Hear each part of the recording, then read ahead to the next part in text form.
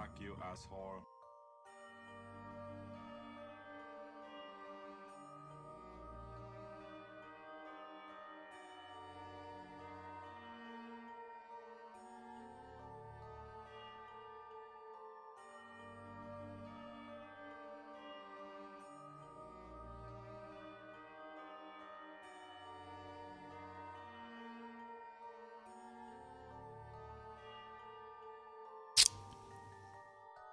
Yeah, what's up? What's up, Chizat? Oh.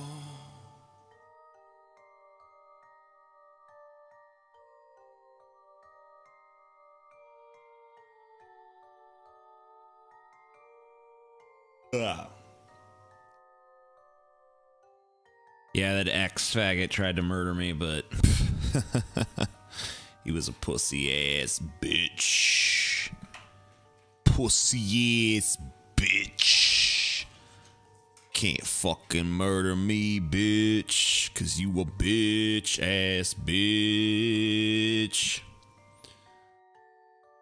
I sent the thing over, would have gotten it sooner, but I had things get in the way. Hope you like it. I saw it. I was about to do a show. I forgot to respond. I think it's pretty good. I'd like if the cuts were a little faster. I don't think context matters as much as just showing the... I don't know. It's more about the attitude. So I think you could choose shorter clips and have them come at people faster. But I liked it. I thought it was a good series of choices.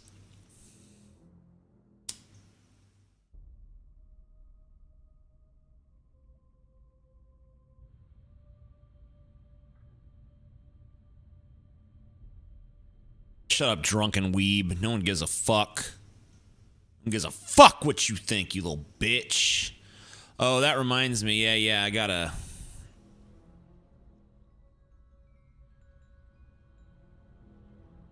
The Prohibition episode ended up getting blocked in America, so I need to send a link to the patrons for that shit. Because I uploaded it to...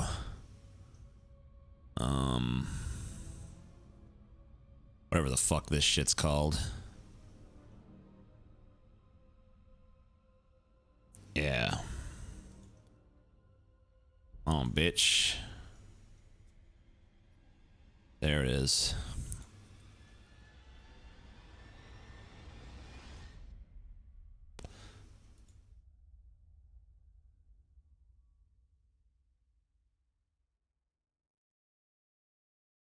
Yeah. Gotta get these faggots their link, man. Post.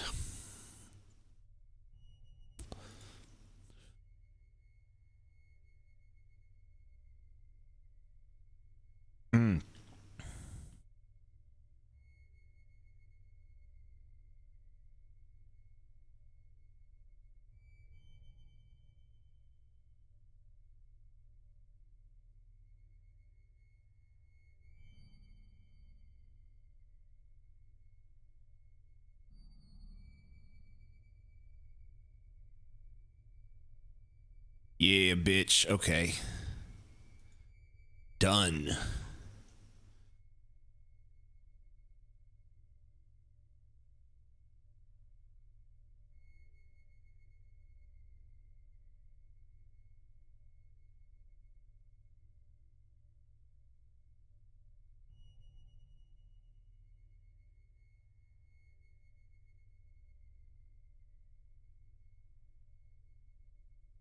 I'm in every music video ever made. Ever in history.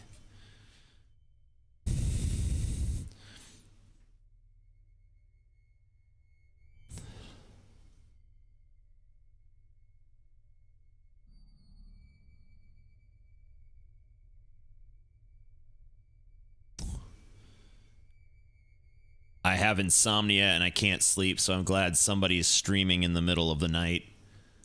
Okay. 8. Nito burrito. Good sir. Nito burrito.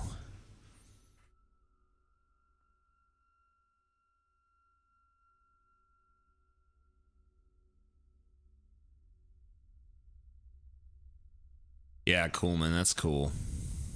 Don't worry about it. Tomorrow's fine.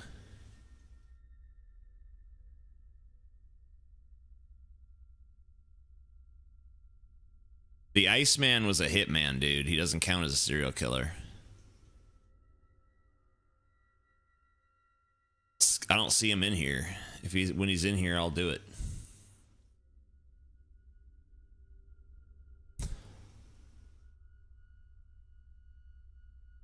The background music is there. It's just quiet.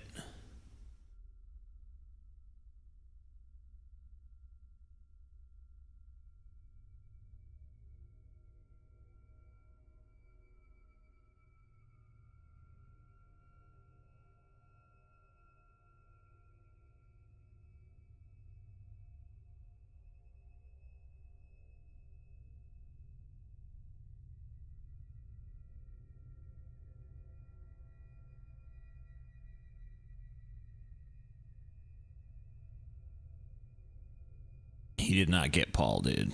Paul's fine. Paul can never die.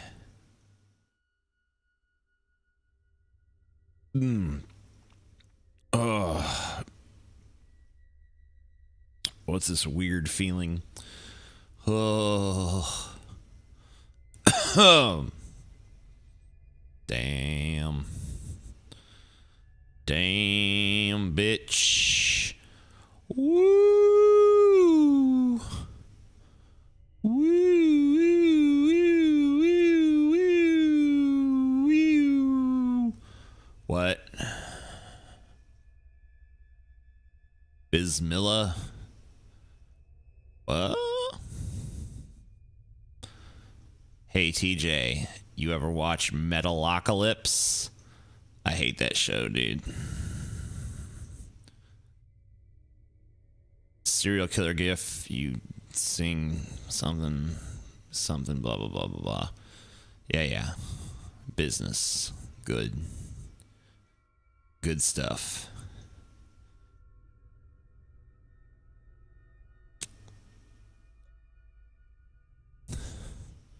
What the fuck is happening in the background? I don't know. Did you reference what you said? Sorry. Did you reference what was being said in JS stream with the first statement in your recent video? Yes. Yes, I did. It was like the bitch that was on there. It was like, nuke Africa.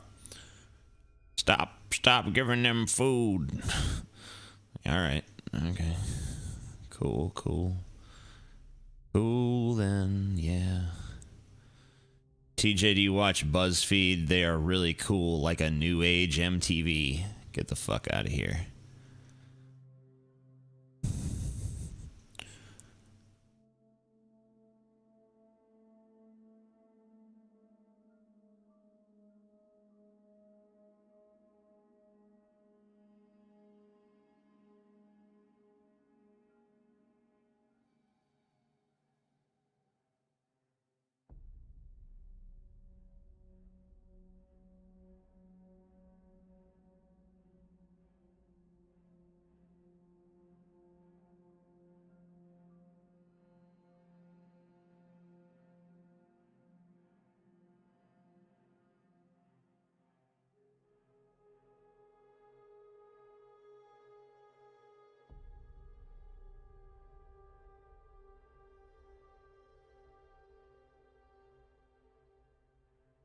DJ Jerk. Get PewDiePie on DFF. No.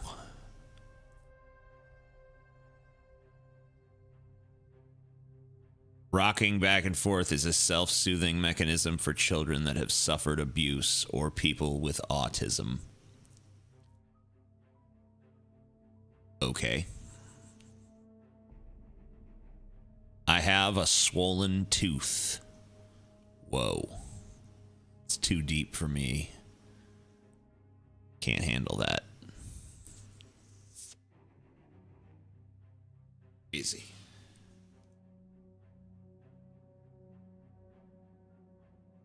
Fucking crazy. Blech. Fucking faggot.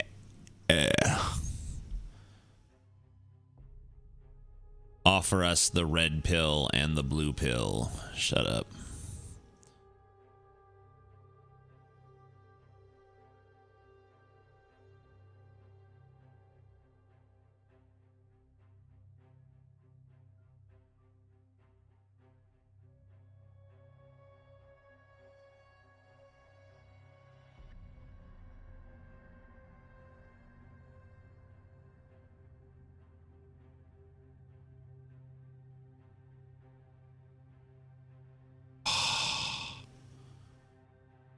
Last time you played Fallout New Vegas. It was right after we did the Fallout episode. I kind of felt nostalgic.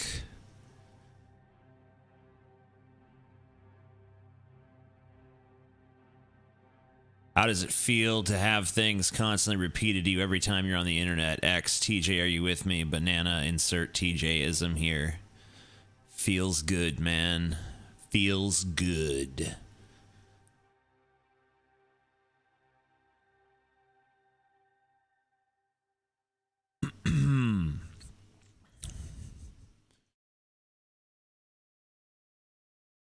Ooh. That wasn't last night, that was tonight. TJ, do you ever wish to have black hair? No.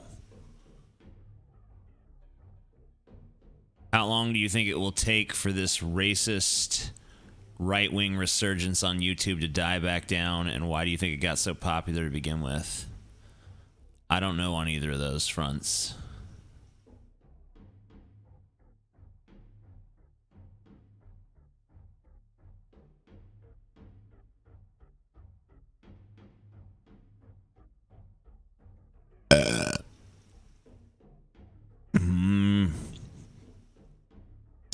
Save me from myself.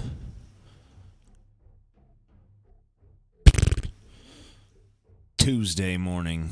No, it's not. I mean, technically it is, but no.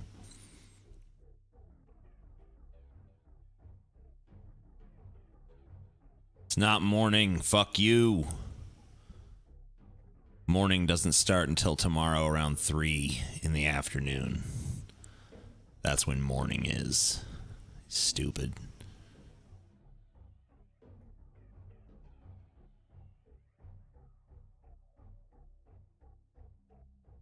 TJ, thoughts on the eventuality that having babies will be banned? I hope it's soon.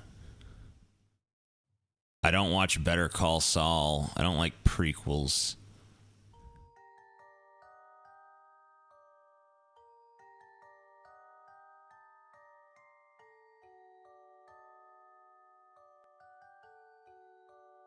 Oh. Oops. Damn it. Fucking gay ass bullshit. Son of a bitch.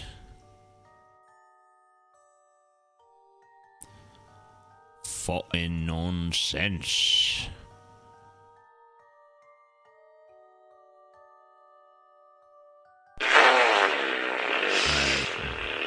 Do a cigarette. Who am I to refuse? Jar of piss. Who am I to refuse the great jar of piss?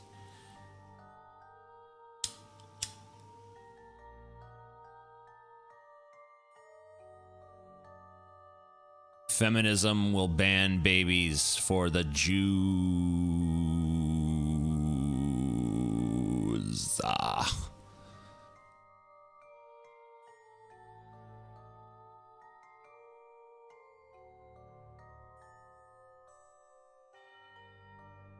Alexander Breivik? I thought it was Anders Breivik. Thanks, jar of piss.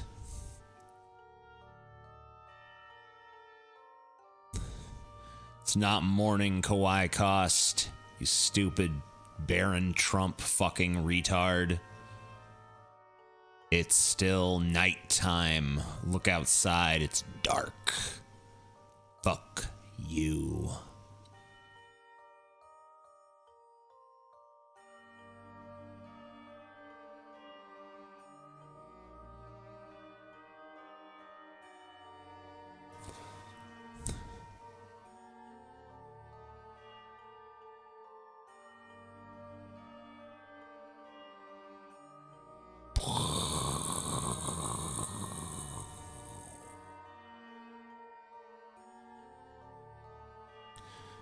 Can I ask you a question? Pretty sure you just did.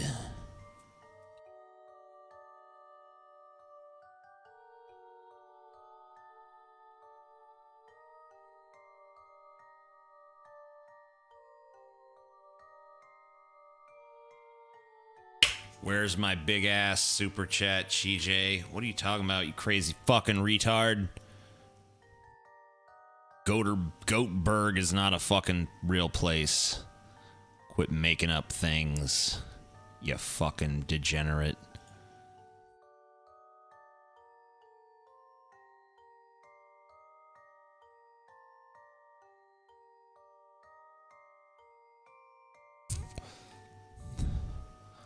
Life is like a hurricane here in Goatberg. Race cars, lasers, aeroplanes. It's a goat blur. Might solve a mystery or rewrite history. Goatberg, do da da da.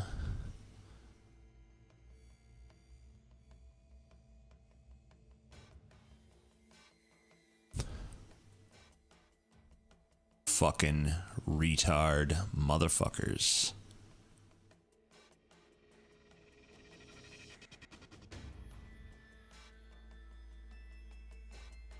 Keep dreaming, Brendan Thompson. Keep on dreaming.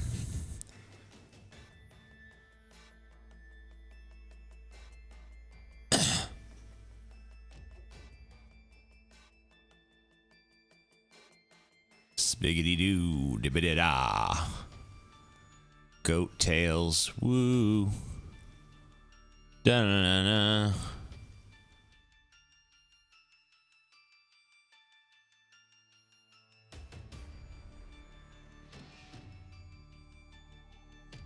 What is a duck blur anyways? They show you what a fucking duck blur is when they say that line, man. You've seen a duck blur every time you hear that line in that fucking intro. Stupid. Just stupid.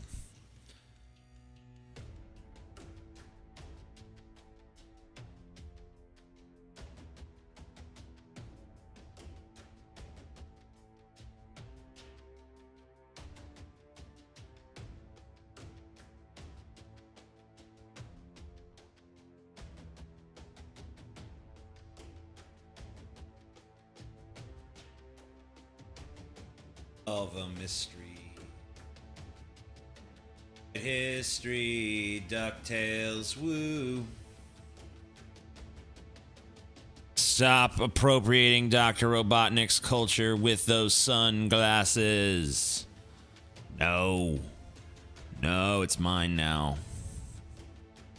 It's fucking mine now. They do. They do.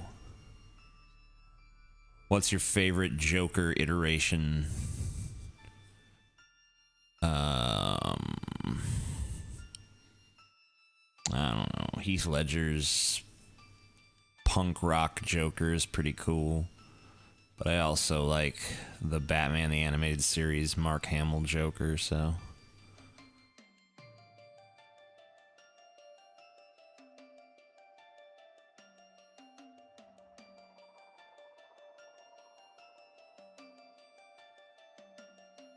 Why is everyone dreaming about me? Quit dreaming about me, you weirdos.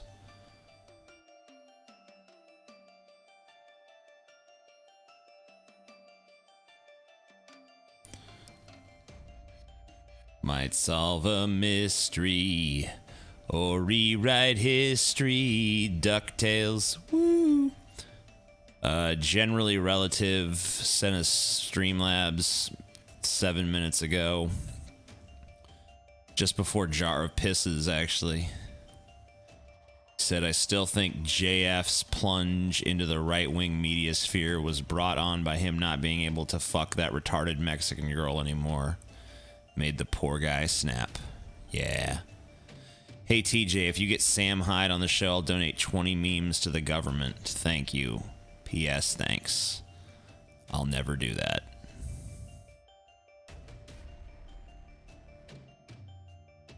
Ever.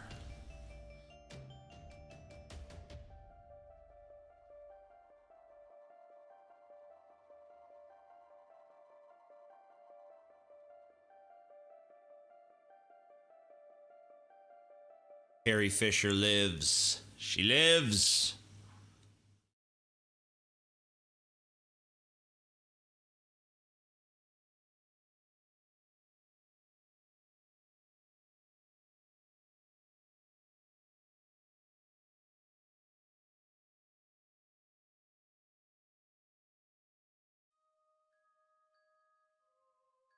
Why wouldn't I get Sam Hyde on the show? Because I don't, first of all, I don't know who Sam Hyde is. So that's number one. Number two, you want him, so he's got to be shit. Number three, actually, those two are good enough.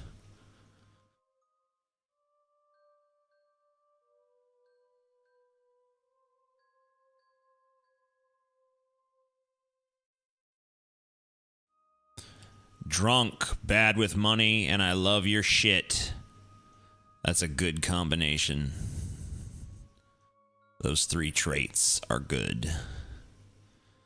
I'm drunk, here's my money, I love you, goodbye. Best fan ever.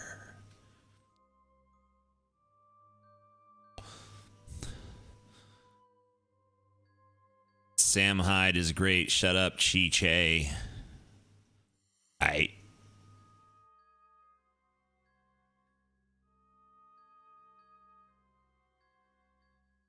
still don't know who it is. Sorry.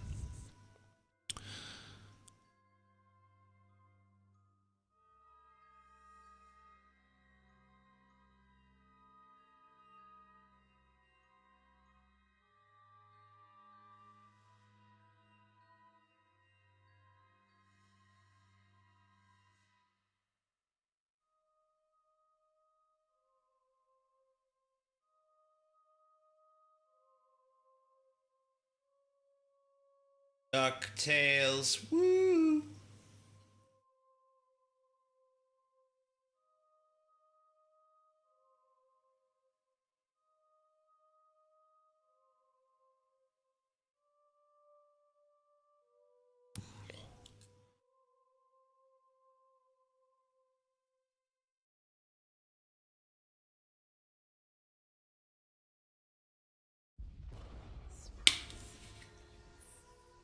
TJ covered it up. He covered it up.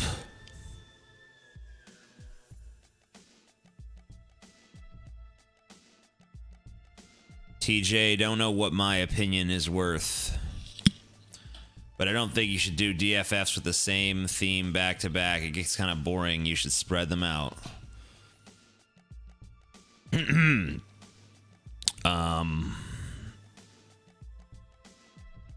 No. TJ, who is your favorite actor? Hitler.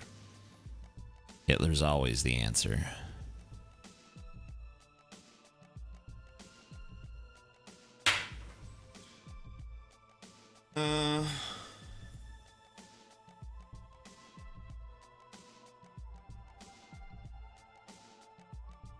Might solve a mystery or rewrite history. DuckTales, woo!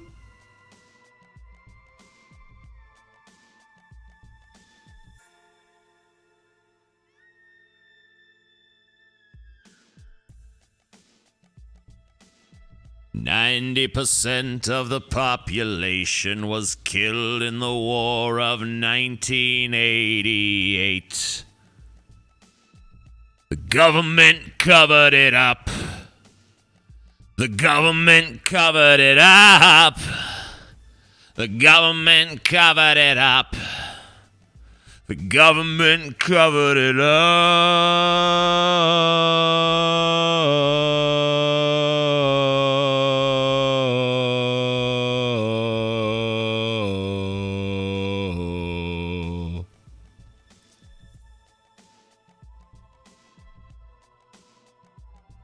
Thought you should know.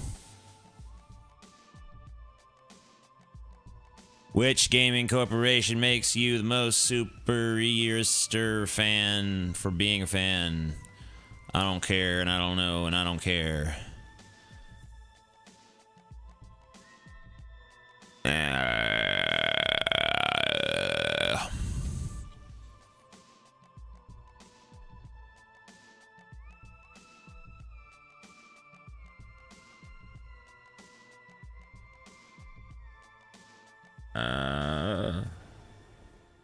Fucking piece of shit. Garbage ass bitch. Get Mariah Carey on DFF. No. Goodbye. Go away. No one likes you. You disgust us.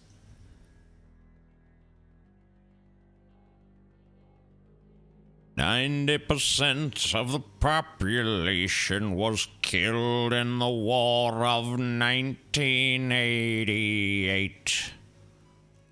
Government covered it up.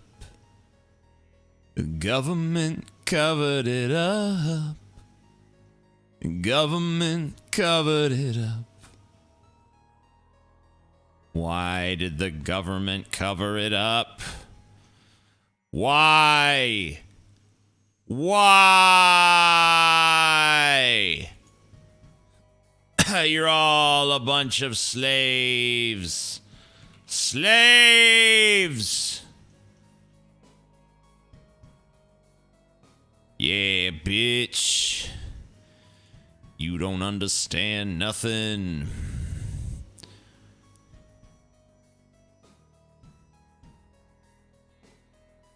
You don't understand nothing. You don't understand nothing. What?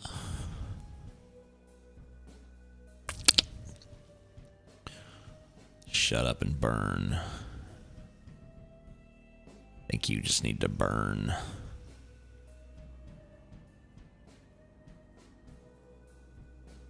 The last music was cool. What was it called? It's called Ass Rape Theater by the Buttfuck Boys. Classic.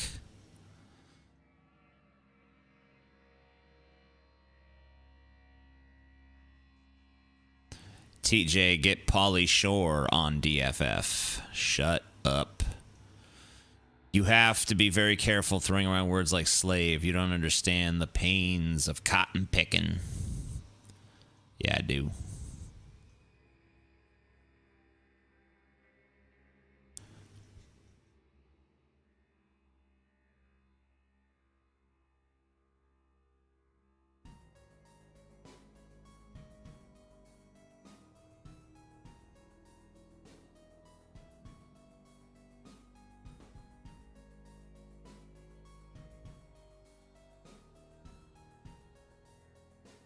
Is Paul a living deity? Deity? No.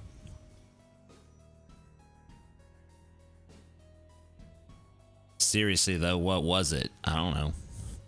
Have you ever had a dream that you had your you could, you'll do, you wants, you'll do, you could, you want gorilla to do you so much that you could do anything? Yes. You a dumbass hoe, TJ. Shut up, Tanning Chatham. You don't understand.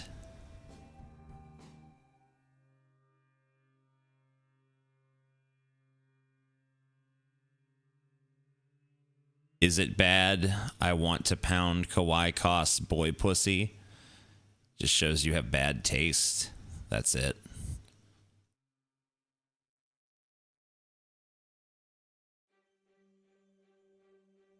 Chris Kogos is here. Well, that's unexpected. He comes in here 7 times a day.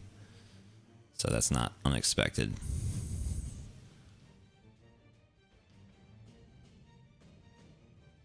Why?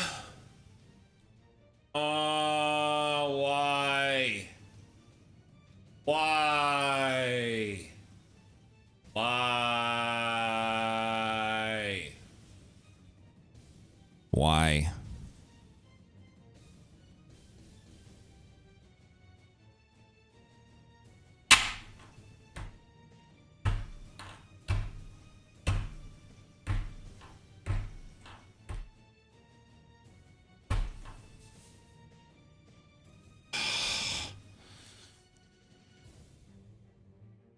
Ugh.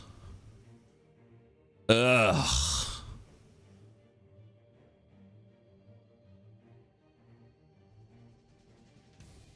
What the fuck? Fucking pieces of shit, dude. Guys. You guys, man.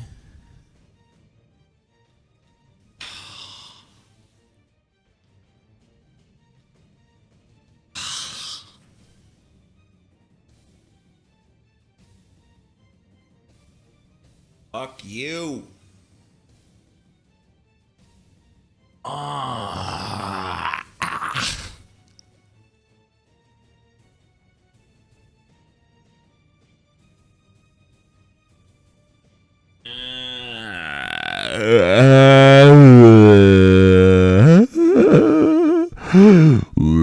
Hey, it's Skeptical Jesus.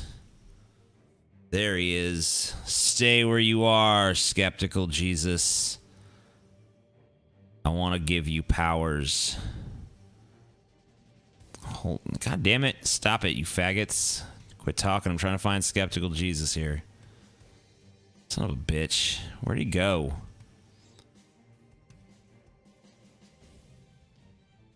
There he is. Shh. Quiet. Fuck me. Okay. Yeah. Cool. Hey, Cuck Review, guess what? Guess what, Cuck Review? Guess what? Guess what, bitch? You're in timeout.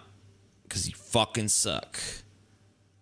Don't criticize my brilliant performance. You sack of shit.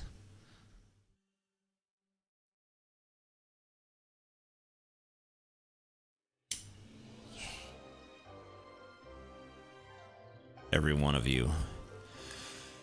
Every one of you needs to die. Except Skeptical Jesus and Doom Kid. And that's it. Everyone else needs to die. Jar of Piss can live too. Rest of you, dead. Dead. Dead.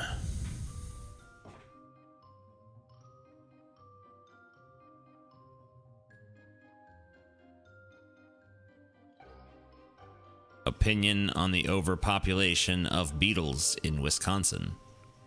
Damn, I was not even aware of this issue. The best 3 are saved. I'm the guy in the chair. Yeah. I wanna live. I wanna love, but it's a long, hard road out of hell. Way too many people on Earth. Way too many.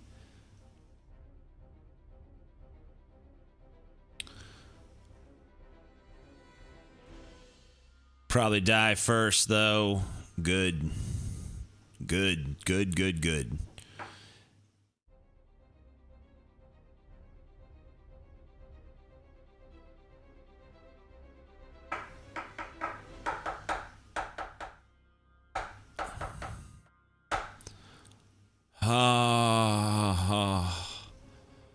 Oh. Oh, daring duck of mystery, champion of right, swoops out of the shadows, Darkwing owns the night. Somewhere, some villain schemes, but his number's up. Darkwing Duck! Darkwing Duck! Darkwing Duck. Yes. Yes. Cloud of smoke and he appears. The master of surprise. Who's that cunning mind behind that shadowy disguise? Nobody knows for sure, but bad guys are out of luck, 'cause here comes Darkwing Duck. Yes. Yes. Darkwing Duck. You fucking piece of shit. Yes. Oh. Yeah.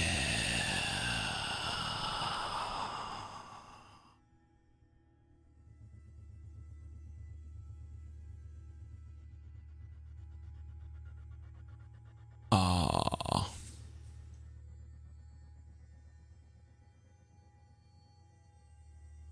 Amazing Gaytheist, shut your fucking mouth.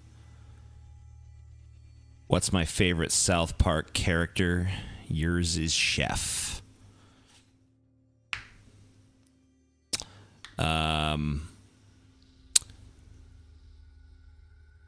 It's got to be a toss-up between Cartman and Randy for me.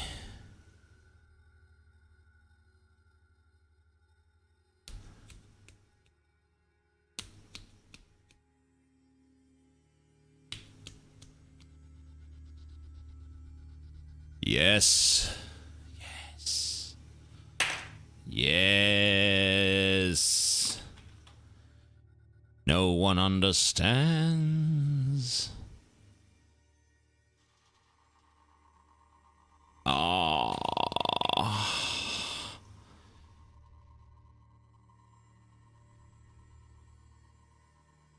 Super teen extraordinaire.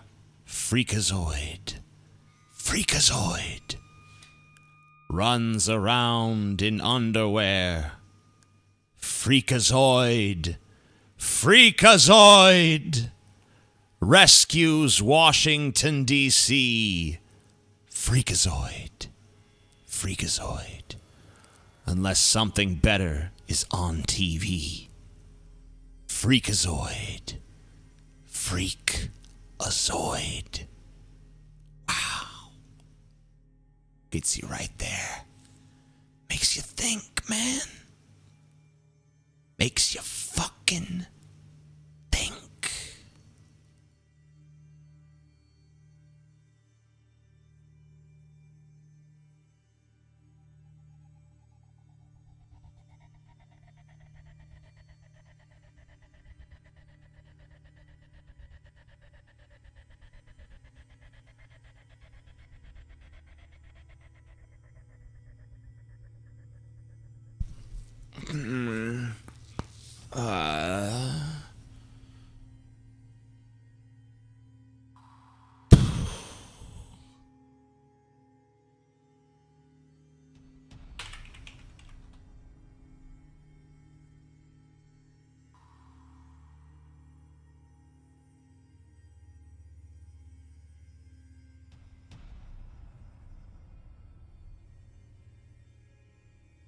They're Pinky and the Brain. Yes. Pinky and the Brain. One is a genius. The other is insane. They are laboratory mice. Their genes have been spliced. They're dinky. They're Pinky and the Brain Brain, brain, brain, brain, brain, brain, brain,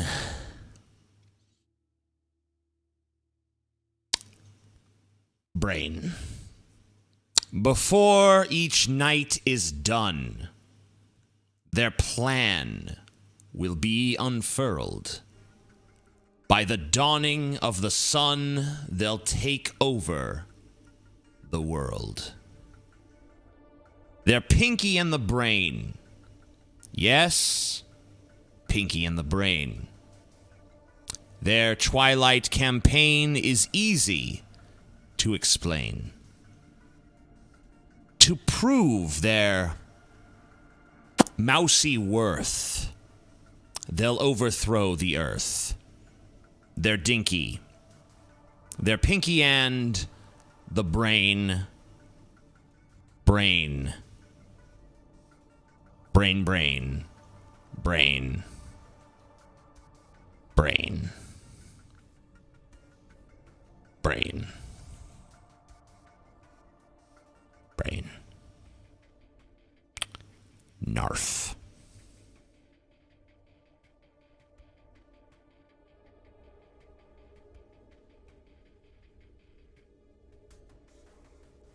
What is your point? What point am I further proving? Just give me money and leave. It's all what was required of you, drunken weeb. That was all that was required of you. Be gone.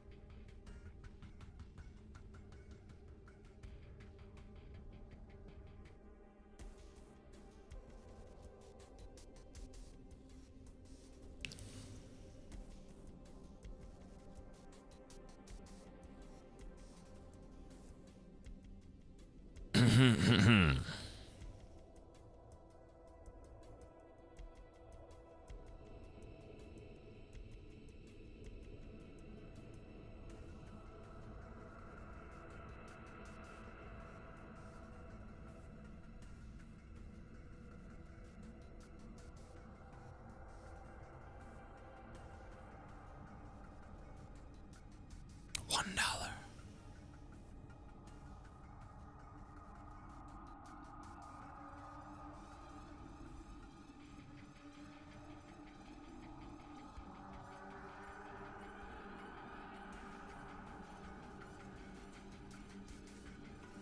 So, no one told you life was gonna be this way. Your job's a joke. You're broke. Your love life is DOA. It's like you're always stuck in second gear when it hasn't been your day, your week, your month, or even your year. But I'll be there for you. I'll be there for you. Wow. Deep, deep.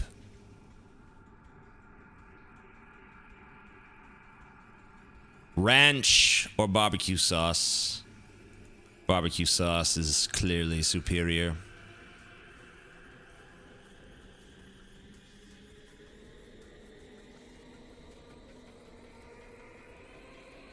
Meh.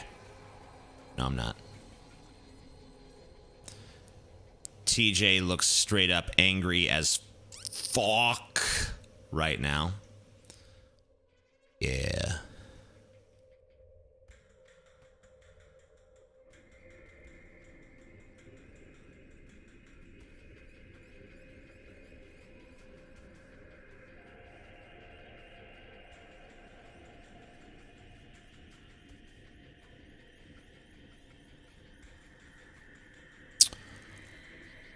Thundercats are on the move. Thundercats are loose. Feel the magic. Hear the roar. Thundercats are loose. Thunder, thunder, thunder, Thundercats. Thunder, thunder, thunder, Thundercats. Thunder, thunder, thunder, Thundercats. Thunder, thunder, thunder, Thundercats. Thundercats. Wow.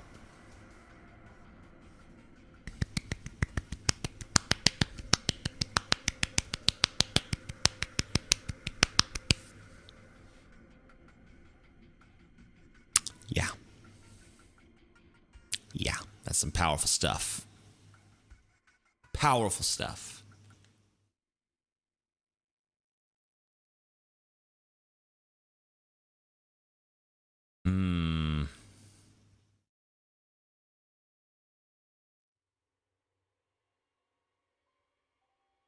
I could do G.I. Joe.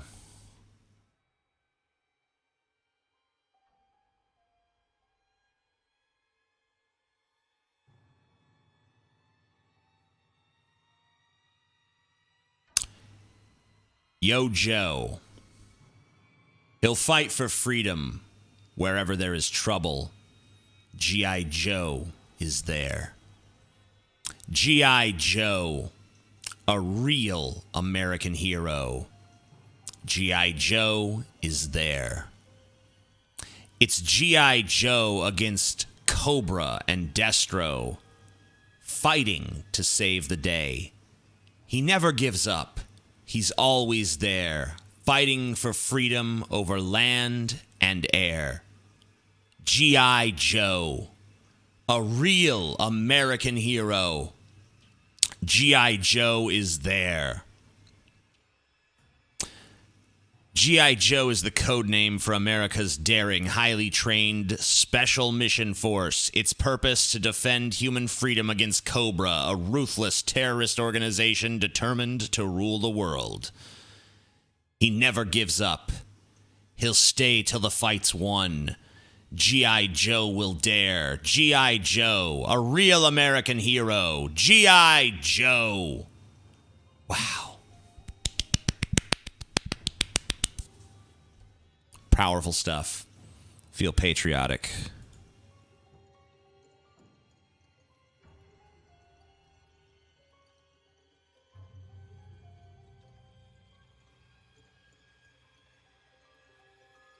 I will recite that at your funeral. Can we do that next week?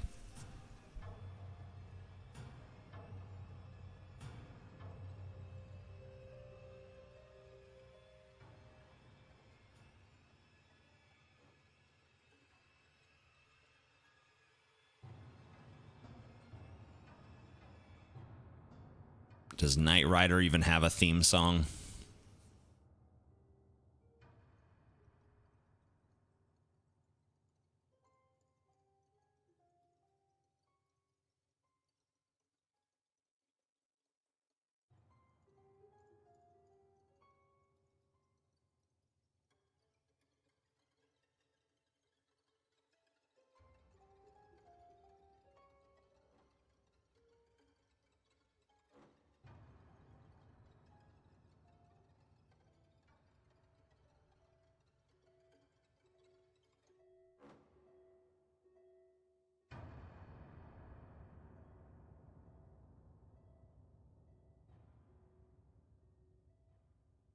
Life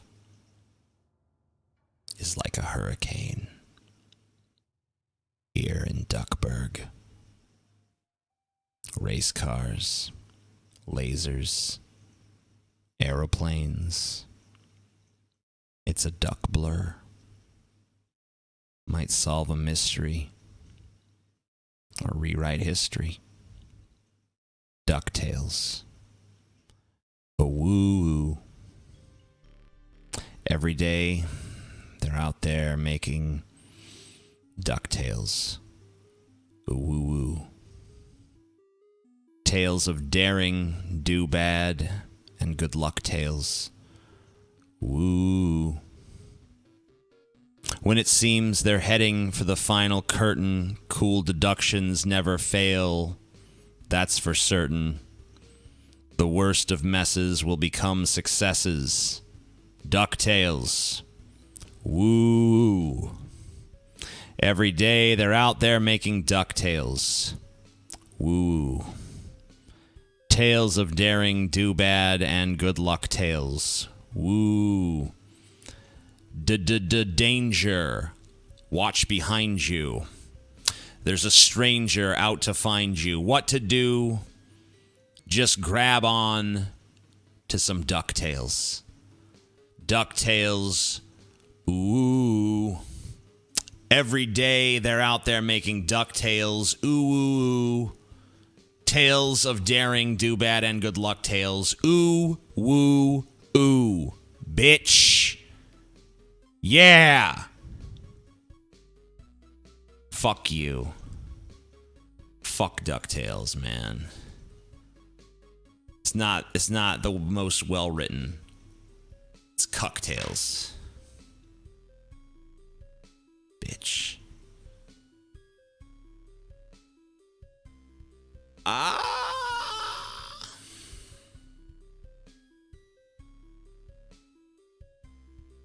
You guys are seriously starting to piss me off. That's all I'm saying. That's all I'm saying. You're just pissing me off a little bit.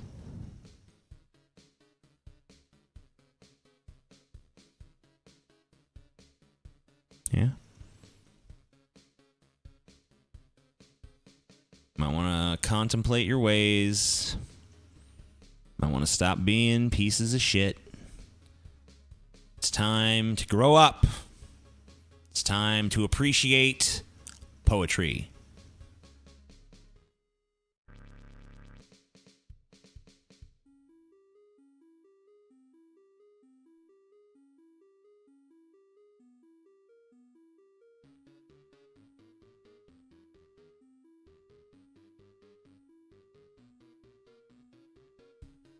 The danger lurks behind you.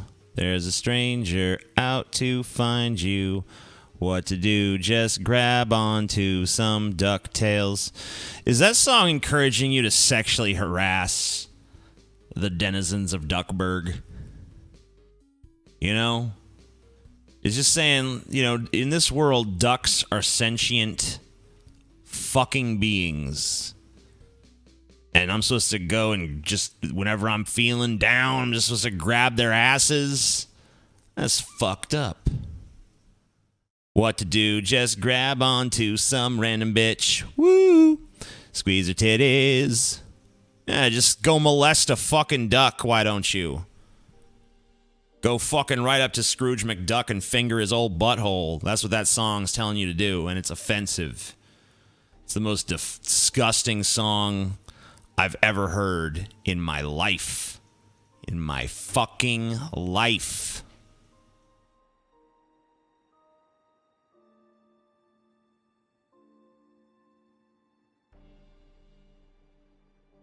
You guys could learn something. You know what? This guy right here. Nope. There he is. That guy right there. Finally, someone is talking sense. Sean McVan, he knows what is up.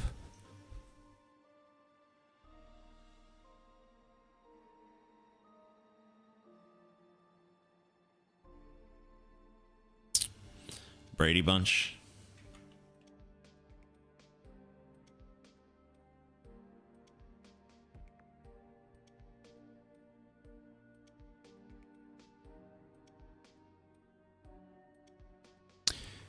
Here's a story of a lovely lady who was bringing up 3 very lovely girls.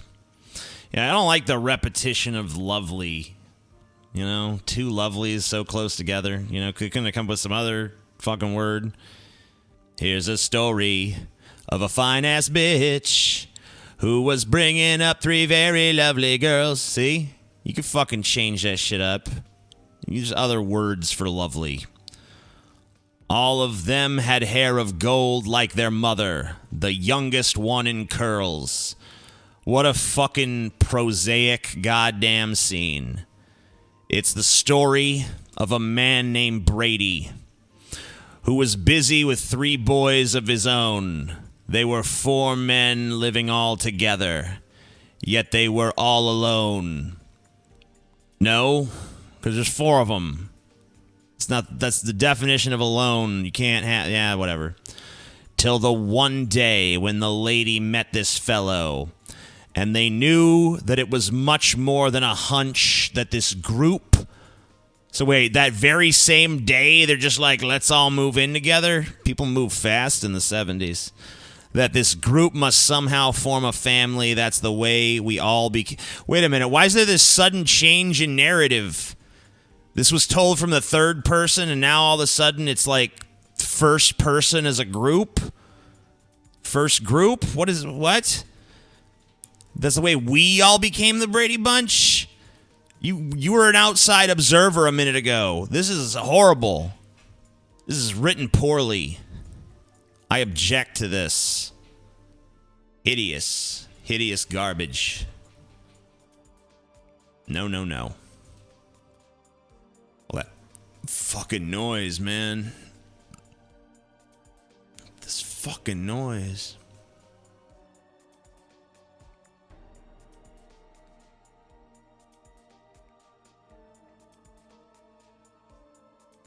Brady Bunch sucked. Sucked dick.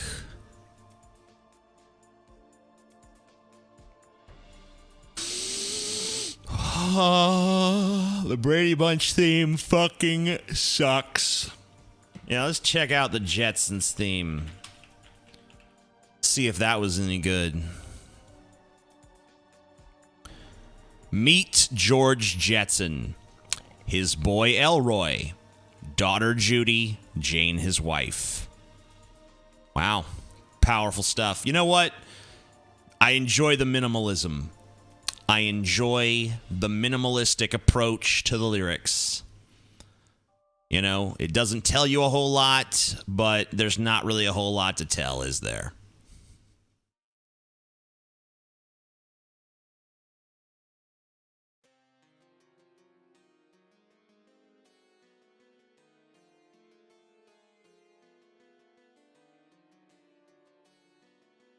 Yabba Dabba Doo.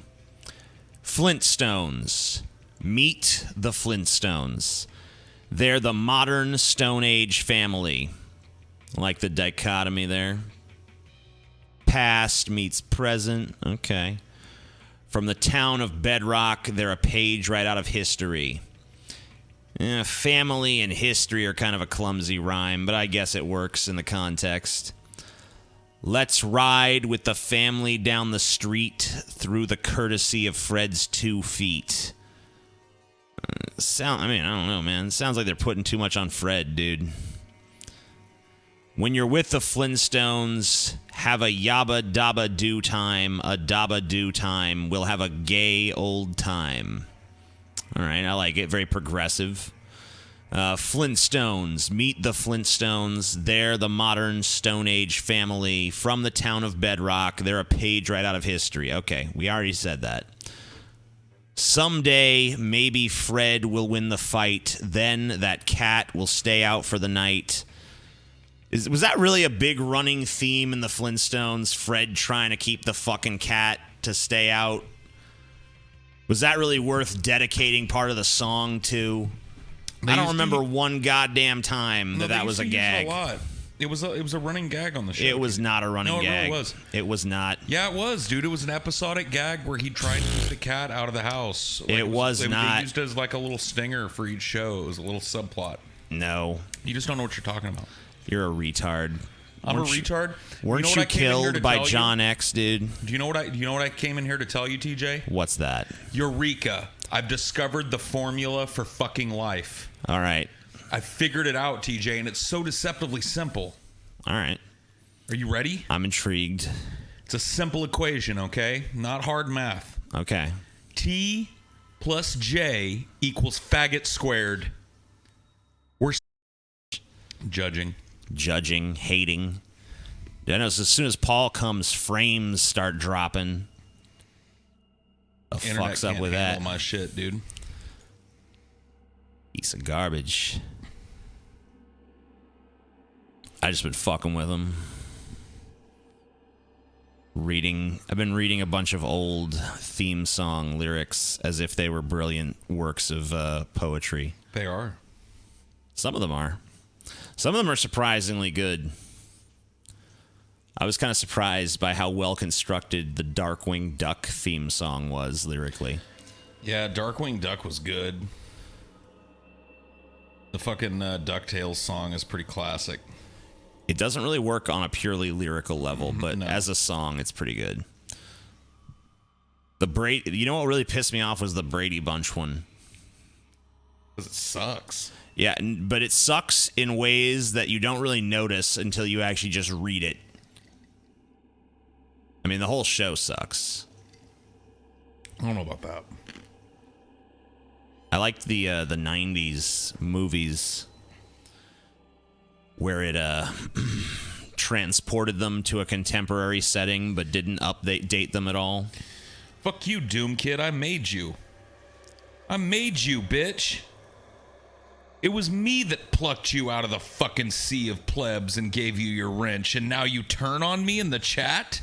This is how you show me respect for giving you your scepter of power over these plebeians? You spit venom at me like a fucking Jimmy Dore? Damn, dude. No character, no class. Didn't think I was looking. You see what happens the minute you turn your back? Yep. The knife sticking out of it with Doom Kid's name on the hilt. It's a dagger.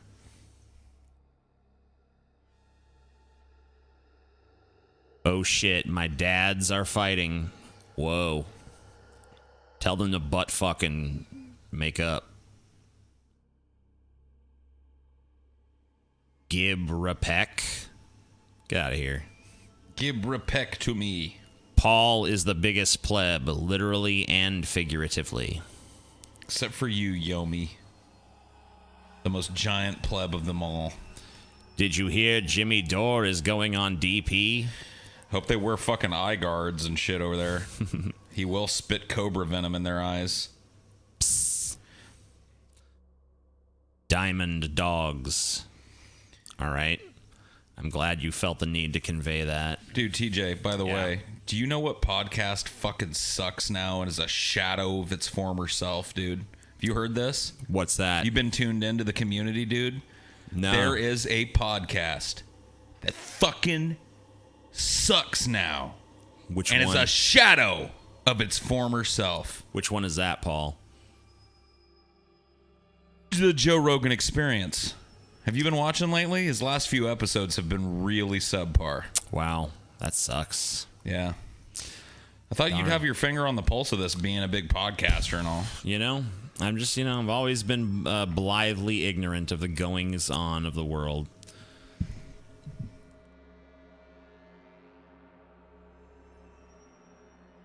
Oh, but you know what podcast really sucks Oh, which one? lately? I think it's the one I'm thinking of. That It used to be really good. Sucks. But then they broke up, and now it's dog shit. Is Warski Live? Yeah. Oh yeah. It really went downhill after he dumped JF. JF was carrying that whole show on his back. Yeah, it's just real unfortunate when that kind of thing happens. When the only thing keeping the show afloat just kind of Disappears. Drifts goes away. on and does its own does thing. something. I can't think of any other examples. No, not recent But, ones. But yeah. It's a shame how that happens sometimes. I don't know, man. Weird stuff. Yeah. Yep. Ah, I see what you did there. Well, we're just talking podcasts. We're like, dude, we're talking shop. We're podcasters. What do you want us to do? Yeah. TJ, have you ever listened to the Hardcore History podcast? I don't listen to podcasts. I make fucking podcasts. Okay? Okay? Well said. Yeah. Well said. I ate bad meat and am sick as a dog. I hate everything and everyone deserves hell. Imagine feeling like that 24/7. And then you have me. Emily Eucas? What? Get out of here. How come every time you say something Phantom Snake, it's just meaningless goddamn drivel? See, I just dump people like that. I let them get one or two dribbles off on me, and then I'm like the third one. Well, that's the second one I've noticed, so... We need that shadow ban, dude. Yeah.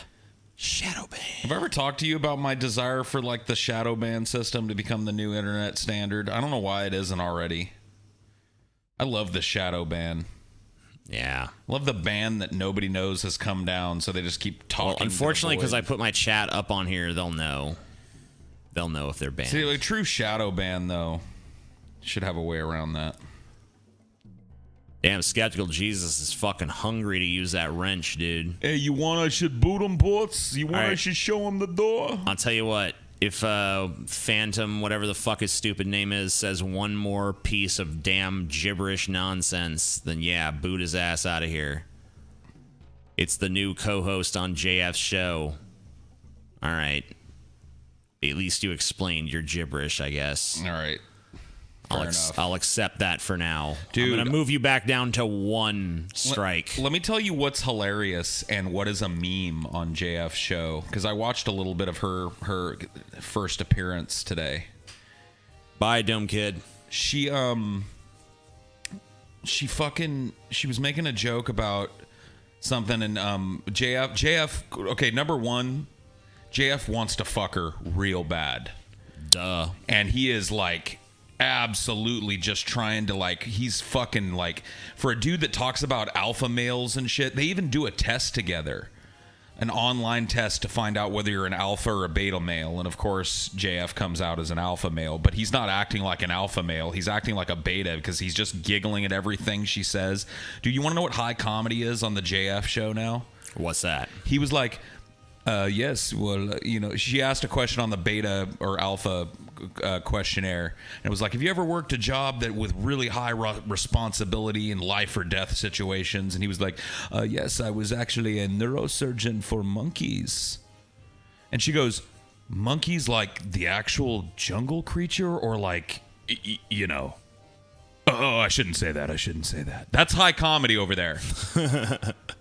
That's the memes over there, dude. That's the racist shit that everybody's been dying to hear, but these fucking SJWs have squashed it out of us, dude.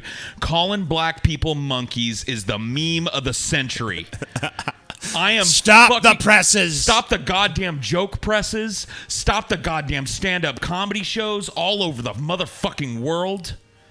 Black people are monkeys is the new shit, dude. Can you believe it? Can you believe she came up with... How has nobody ever fucking said that before? Never heard. Nobody's ever made that comparison. Never. New. Oh Brand my God. new. I just hate this fucking low-energy racist fucking bullshit and this subversive, like, I'm not racist, but I am really racist bullshit. I hate it. Yeah, man. But, you know, what you gonna do? Legendary Paul rant skills deployed. Don't try to steal the bit, guy. You haven't been calling black people monkeys since 1998. That is fresh. Nope, that was invented on episode 1 of The Public Space with JF the Cuck trying desperately to get into the pants of his hot racist co-host. I want to take the beta fucking alpha test. Are you an alpha or a beta? I think if you're letting a test tell you, then you're a beta. Yeah, especially if you're letting that test be administered to you by a girl that you desperately want to fuck that isn't interested. Damn. I mean, dude, look at it. It's real sad. Maybe he'll lick those legs yet, dude. You don't know. Oh, dude, he's desperate for it, though, dude. Women can smell desperation, and you know that's true. Desperation is a stinky cologne. It's not what you want to go wear to the bar to pick up a chick. And he was like, he poured the desperation over his head for that show. He was laughing at all her little quips as if they were actually funny. He was trying to position her like she was saying things that were intellectually stimulating or like informative to his audience. And really, she was just there to say like, I hate Nick Parsons, you know, like whatever. That was her fucking point, dude. Her point was there to like, I hate me some niggers, but shh. Oh, dude, women smell when you trying hard, dude. It reeks. It reeks to them. They just know, dude. They just know a desperate beta.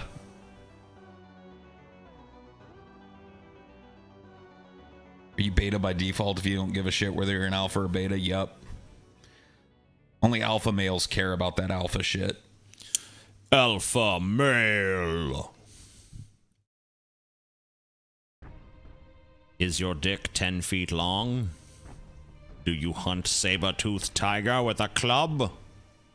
You are an alpha male. Paul is a gamma cuck. Shit. Listen to Paul. He knows. He puts on this creepy little smile when he's talking to her. It's just the weirdest shit, dude. She'll say something like, something unfunny like, Hitler was right, gas the Jews. And he'll be like, Oh, man. oh, dude. you, that's so, oh, man. I'm so... Why do you watch this shit? Because it was just like, I don't know, dude. It was like a volcano of fucking pure cringe. Wow. Just like a pure cringe cano happening. Cringe Kano. That's the laugh he does when he's trying to get in a bitch's pants, by the way. That's JF's like, I want to make you think you're actually funny. So I think you think I'm interested in you so I can get in your pants. Time to kick off the race war, JF.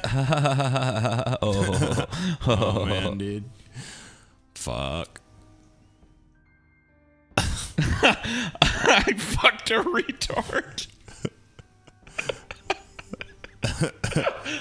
Have you ever had a job with really high responsibility? Yes, actually. I used to fuck a retard on the regular.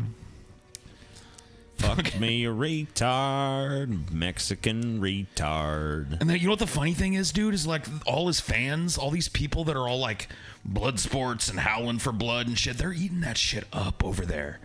They love watching fucking JF pretend some hot bitch is funny. It's like they're living vicariously through him. They're like, man, I could never actually talk to a hot bitch. Look how JF's doing. He got her eating out of the palm of his hand. It's the other way around. Wow. She's got like a big old fistful of frog food, and he's just licking it up. Blech, blech.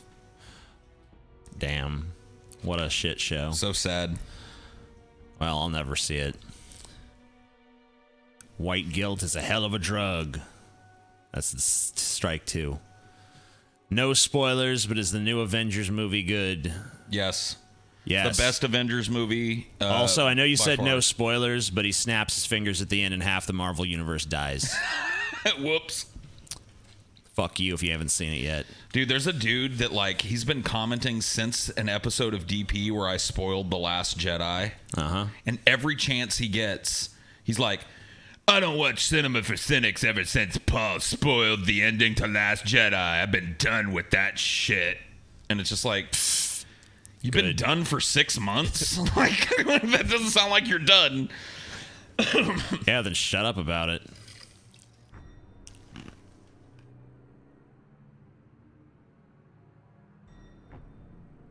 Yeah, Thanos kills half the Marvel Universe, just so you know. Yep.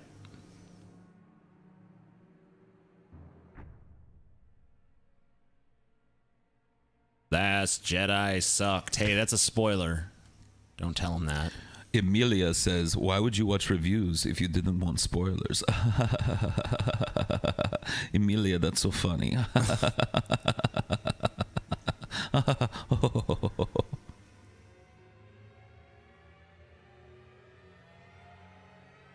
Damn you, TJ.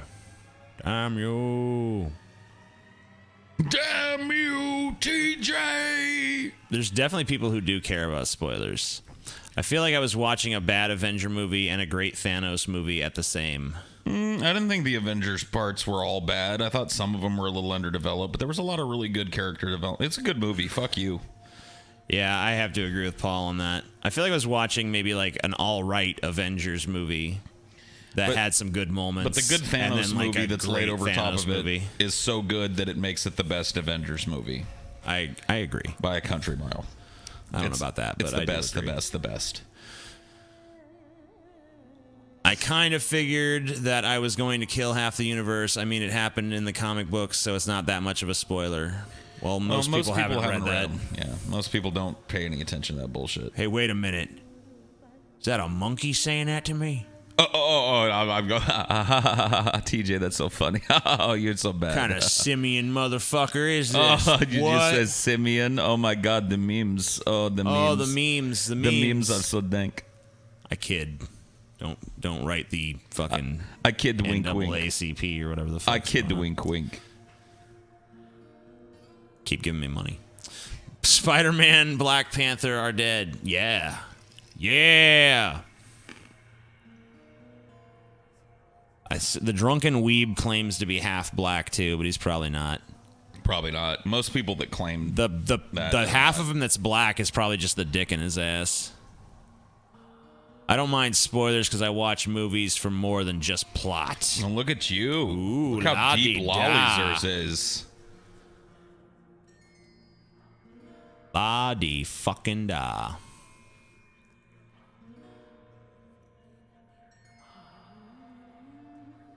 It's Gorilla.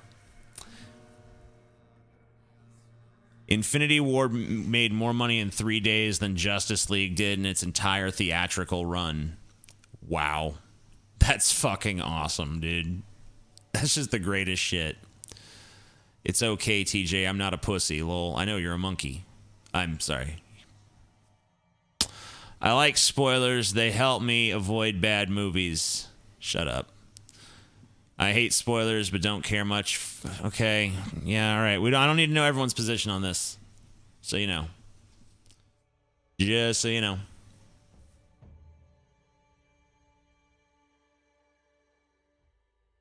Love how race realist intellectuals tend to have the humor of a 12-year-old Alabama middle school student. If you're going to be racist, at least have some creative gumption. That's my thing, dude. There are levels of shit racism, and the worst of them is covert racism. Racists that are racist, but only when they're around other racists, and when they're in public, they'd use all their little code words and their little side language and their little backhanded insults. It gets dark there real early. That's the worst kind of racism. You understand what I'm saying? There are a lot of Democrats in that area. Yep. A lot of Democrats. Yep. There's a lot of poverty down there, if you get my drift. It's on the wrong side of the tracks, okay? Yeah, that's the worst kind of racism. At least, you know what, say what you want about an open racist, but at least they got the balls of their convictions. At least they got the balls to come right out and say it. I don't like black people. I don't like Mexican people. I only like white people. At least they don't hide their fucking shit racism behind some pretense that they're an intellectual and create a show around it. Pussy. But JF doesn't hate Mexicans. He tried to fuck a retarded Mexican. Oh, yeah, that's true. He did. He tried to breed with a retarded Mexican. Yeah, what was his problem there? What was he thinking? You think that's like the whole reason behind all this shit? That just fucked him up. Why is Paul here? To piss you off, Yancey Hudson, you unfortunately named faggot fuck. You called AIU racist, too. Who could trust you? I mean, he is kind of racist. Yeah, see, that's the thing, dude. We've gotten to this point with anti-SJWism where it's like you can't even call a fucking racist a racist anymore. That's not what the anti-SJW backlash was supposed to be about. I mean, there's different levels of racism. I'm not saying he's like a Klan member or some shit, but he definitely has some racist shit. I mean, he pretty much cherry picks data to be like, look, look at all this stuff. And then people are like, well, what about these mitigating factors? Fuck them mitigating factors. That don't matter. It's like, okay, so. You are race cucking. What? What are you doing? You know, if you're going to admit this into evidence, why are you discriminating against this? Okay, whatever. I don't know. Doesn't make sense to me. Mexican girl must have looked real good. Maybe JF just likes retarded bitches. Well, dude, Yancey Hudson mouthed off to me, and now only the H and the A on his keyboard work. Isn't that interesting? The international fucking symbol of the dude that just got his mouth slapped on the internet in front of everybody. Oops. I don't remember you even saying anything of that. What'd you say? I just told him to shut his fucking mouth. Oh. Endless videos from AIU incoming. Well, that's all right. No one watches them anymore. Go back to debating creationists. You've lost the plot. Suck a dick, bitch. All right.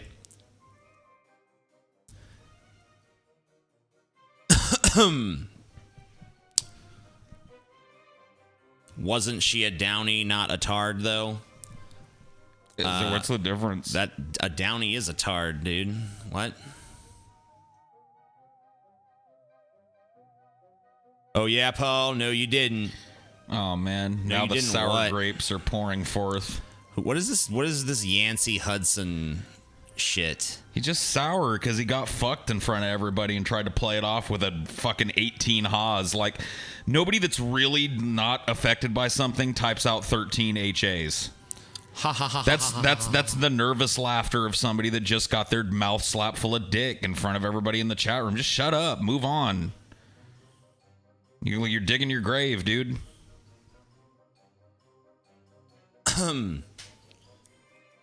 No, it's not dishonest at all. Cuck review. I asked him point blank if he thought that, and he said yes. Go watch me on his show. I asked him like, well, you don't think there's any like genuine like inferiority or anything, or that they're more inherently violent or some shit? And he was like, yeah, I do. I'm like, oh, all right. Well, that seems pretty racist to me. Whatever. Being racist isn't even a bad thing on YouTube anymore, so I don't even know why anyone cares. Racism pays. Nazis are shilling out fucking crazy super chats. You always saying how no one responds. I'm responding, Paul. Who? Yancey. You're responding with shit that's just boring to read. Like, instead of writing a response telling me to I'm just respond. kicking him off the channel. Okay, good. Get the fuck Tired out of of this here. shit. I'm tired of Bounce him. I'm tired of not knowing what the fuck is going on and no one explaining it to me, so they're gone. Man, it's nicer in here already. Isn't it? Who is right? Who's right about what?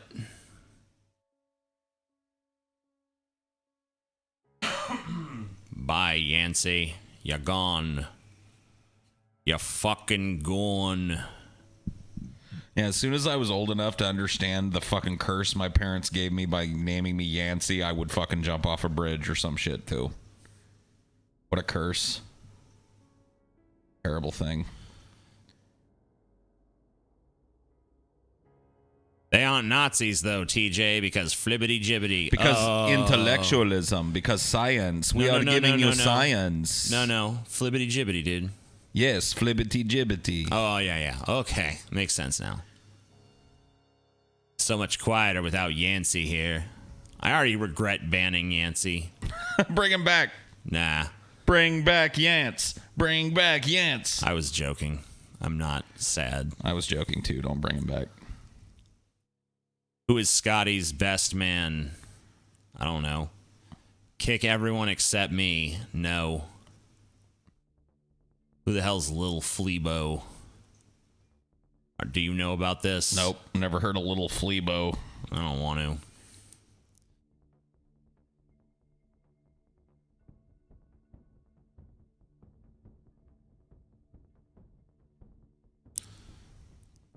I miss Yancey. Yancey was the chosen one. Lol. I gotta start banning these people more covertly. Yeah, because when you mention it, they just become martyrs. His name was Robert Paulson. Paul, do you have any opinions on ancient Egyptian culture? I like that shit. Don't you like that shit? Are you interested in that shit, TJ? I'd be lying if I said I knew a whole hell of a lot, but... I mean, me too. I don't know a whole hell of a lot. But, I find it fascinating. Sure. It's pretty cool. Yeah, I like their... I don't know what era it was or what god it was, but they had this idea that your sins would be weighed out against, like, a feather. Mm-hmm. And if your sins weighed more than the feather, then you couldn't go to the Egyptian paradise afterlife, you know? Yeah. It's like, damn, can't even weigh more than a fucking feather. I like Akhenaten. He's a really cool, figure. We could do a DFF on him. That'd be really cool. Or her, I guess, if you believe the conspiracy theories that Akhenaten was actually a female that they tried to pass off as a male to keep the line of pharaohs pure. But Akhenaten was the one that kind of came along and turned the entire Egyptian religious world on its head and was like, all these other gods, that's bullshit. It's all just one god. It's the sun. This guy says he went to a middle school where the janitor was a serial killer. His name was Kendall Francois, and the school kids called him Smelly. You can guess why he was smelly. Okay. Ew. Crazy. Someone wrote me earlier today too, and was like, "Yeah, I lived like 4 houses away from a girl who was killed by a serial killer." Like, damn. All right, I didn't know serial killers had touched so many lives of people in our audience. Yeah, they like that shit. They're a bunch of fucking degenerates. Hey, you know what? I don't know if you saw this. I posted on the DFF Twitter. But both Eileen Warnos and Richard Ramirez were both born on February 29th. Oh. That's kind of interesting. That is cool. Something about that date, man. Yeah. Something about it. Such tenuous connections. What? Well, I mean, whatever. Connections are connections, bitch.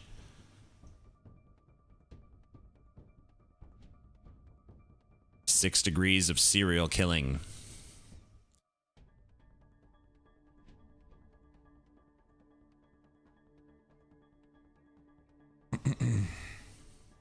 Serial killers have touched the hearts of many in our nation, often literally. How to get banned by TJ. Marilyn Manson sucks. Oh, I'm taking that bait. Special date. Okay. TJ's right about that. I am a serial killer after all. Okay.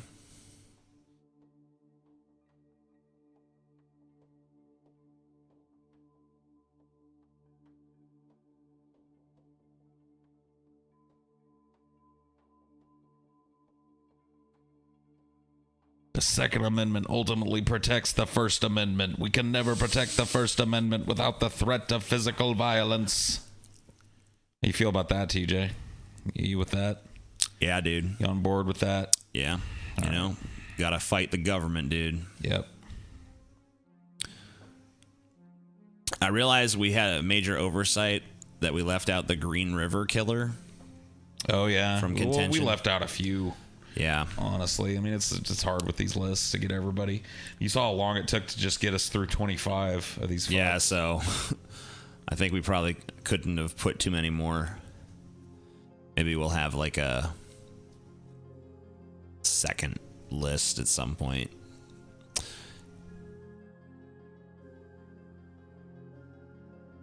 How many blunts have you smoked today? I smoked 2 blunts in the morning. I smoke 2 blunts at night. I smoke 2 blunts in the afternoon because it makes me feel all right.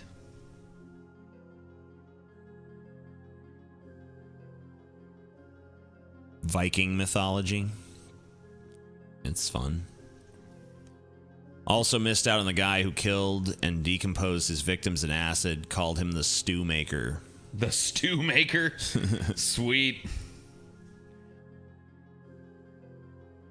How does Paul know about DFF? I thought John X was the guest. Well, obviously Paul was watching from the green room. Duh. Stupid. You're usually smarter than this, jar of piss. I'm disappointed in you.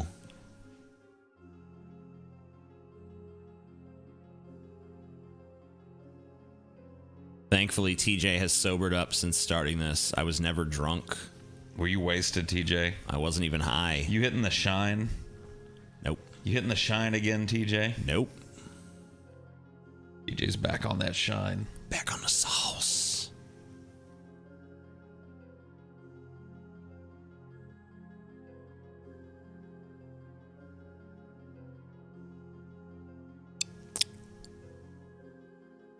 You left out a lot of military guys, too. Probably the biggest serial killers. Wow. Damn, edgy.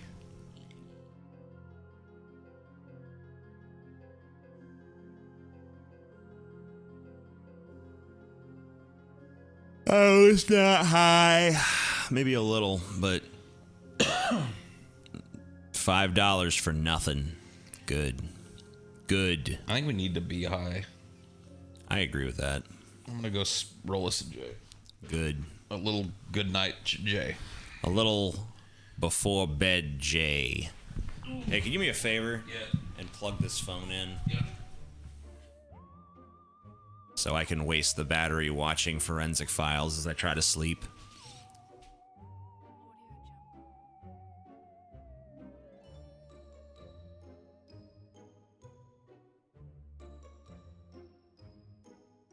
Golden State Killer? I don't even know who the fuck that is, dude. Who the fuck is that? I don't know no motherfucking Golden State shit. Fuck you, bitch.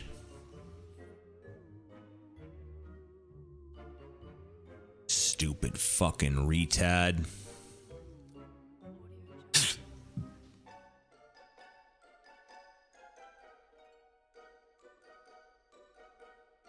Thunder, thunder, thunder, thunder, cats. What is this Billy and Mandy soundtrack shit in the background? You know you rubbed me the wrong way. You're fucking timed out. And next time you piss me off, you're banned. Stupid cocksucker.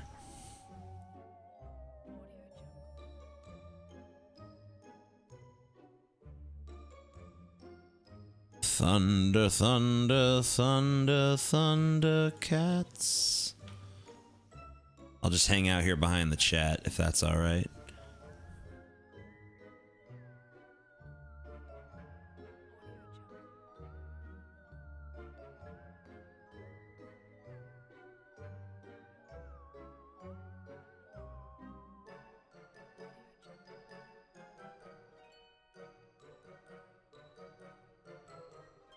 Hey TJ, I have an idea for a C for C shirt design. Yeah, go ahead and send it, I guess.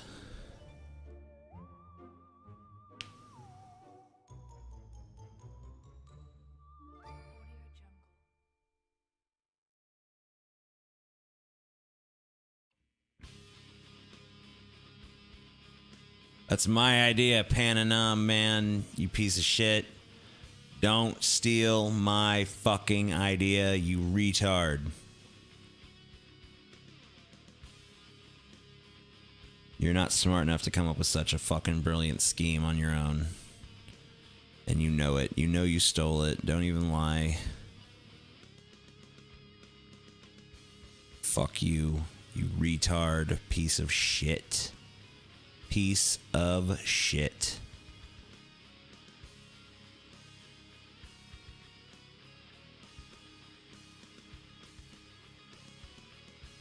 If you do start it, you owe me half the money.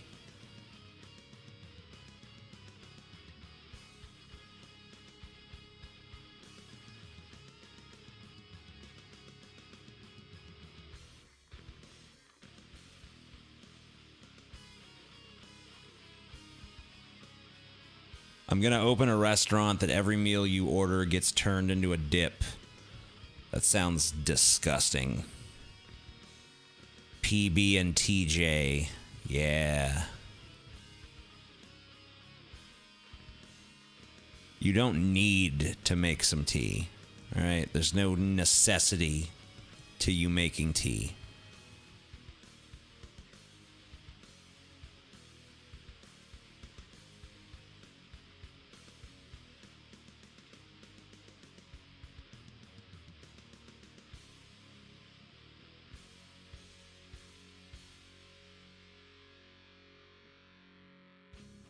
Eat any Oreos recently, TJ? No, it's been a while. I've been craving them, though.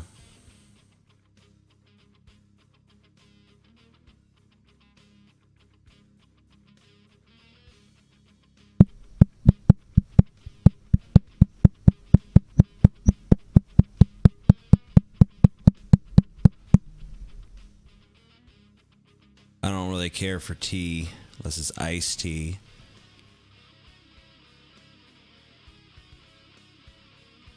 Damn, I wish I had that pack of Oreos in Croatia.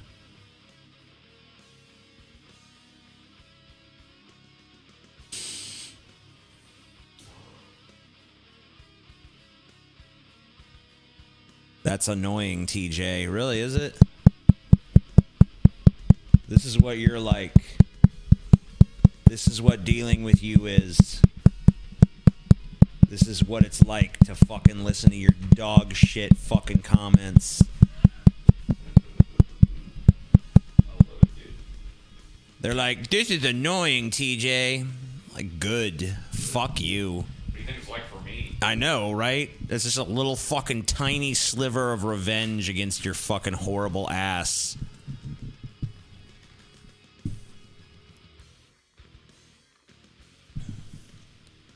ASMR stream. You are an autistic retard. Has anyone ever given you a toothpaste Oreo? Oh my god, dude. Get over it.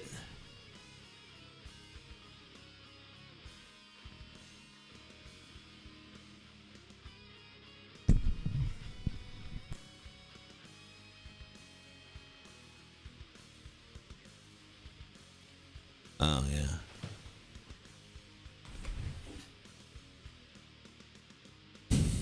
Paul's niggering it up over there. I want TJ to do an ASMR with his feet out for the next few hours. Well, that's not happening. I don't even understand what that request is. Shut up. Masochist chat. We're here for TJ's abuse. Good. I guess. I don't know. Fuck. I feel like I'm the one who's masochistic dealing with this shit. But whatever. Can Paul's mic be permanently taped to the on position? I'm honestly considering it, but in a couple weeks, we're going to get an audio engineer guy out here, and hopefully it won't matter then. Because the main reason he keeps forgetting to turn it on recently is because, like, we can't hear ourselves anymore in our mics, which is like a fucked up situation. But I mean, we can, but I'd have to turn on, I don't know. It's like if we do, there's a delay and it's echoey and it doesn't sound right and it's fucking dog shit, so whatever. So we probably need to get a new soundboard and some new other equipment, so whatever. We'll just see how it goes.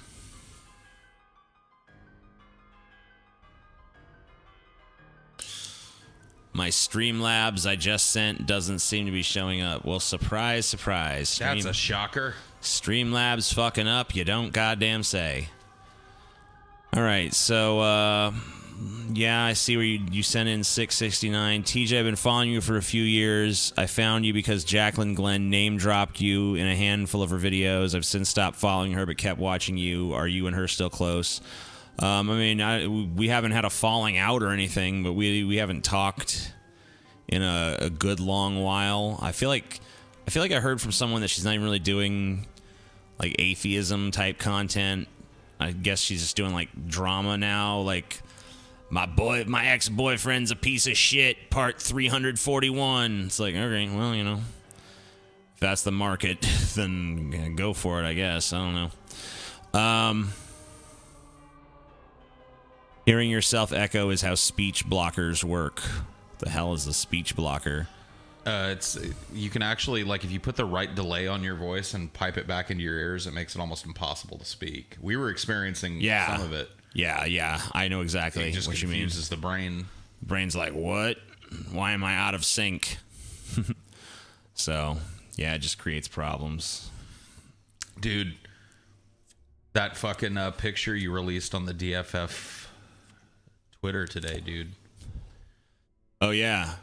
A taste of things to come, dude. A taste of things to come. Let's show them. Yeah. Let's show you guys shit. Retards. You don't even deserve to see this. You better fucking kiss my ass that I'm even allowing you to look at this. It is pretty fucking awesome, dude. All right, I can't save it in the right format, so you're just gonna... Tit willow, tit willow, tit willow. Yeah, bitch. Dude, look at that shit. What about that, you fucking faggots? What do you got to say to me now? What do you got to say to me now? How do you like me now? Fire up these machine guns. Have Scotty give you a psycho crusher. Have TJ lop your fucking head off.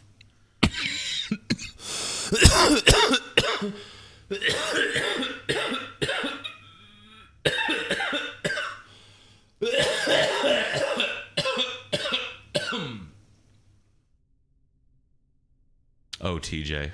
Yeah. Singing the song of his people. You think you retweeted it? Well, go make sure. TJ's body is inaccurate. That he's you not, had your chance. He's not ripped enough. You had your fucking chance. You dare say that I'm not fucking ripped enough in that cartoon. You're banned. Where you go? I can't find... Oh, there you are. You're banned. Like how you've got like a bulge, too, in that picture. Yeah, well, you know... They gave you a bulge. It's not big enough to really display what's going on. What's going on down there? Yeah, you know. Give Scotty a bigger bulge. Yeah, Scotty's got a big fat bulge. He's like... I got the biggest bulge of all. Look at the size of my dick. Yeah. Oh, yeah, look at that. It's pretty impressive. Pretty impressive. A bunch of people are like, why didn't they exaggerate Paul? It's like, that's... Come on, man. Paul's the only one who didn't want it. Paul's like...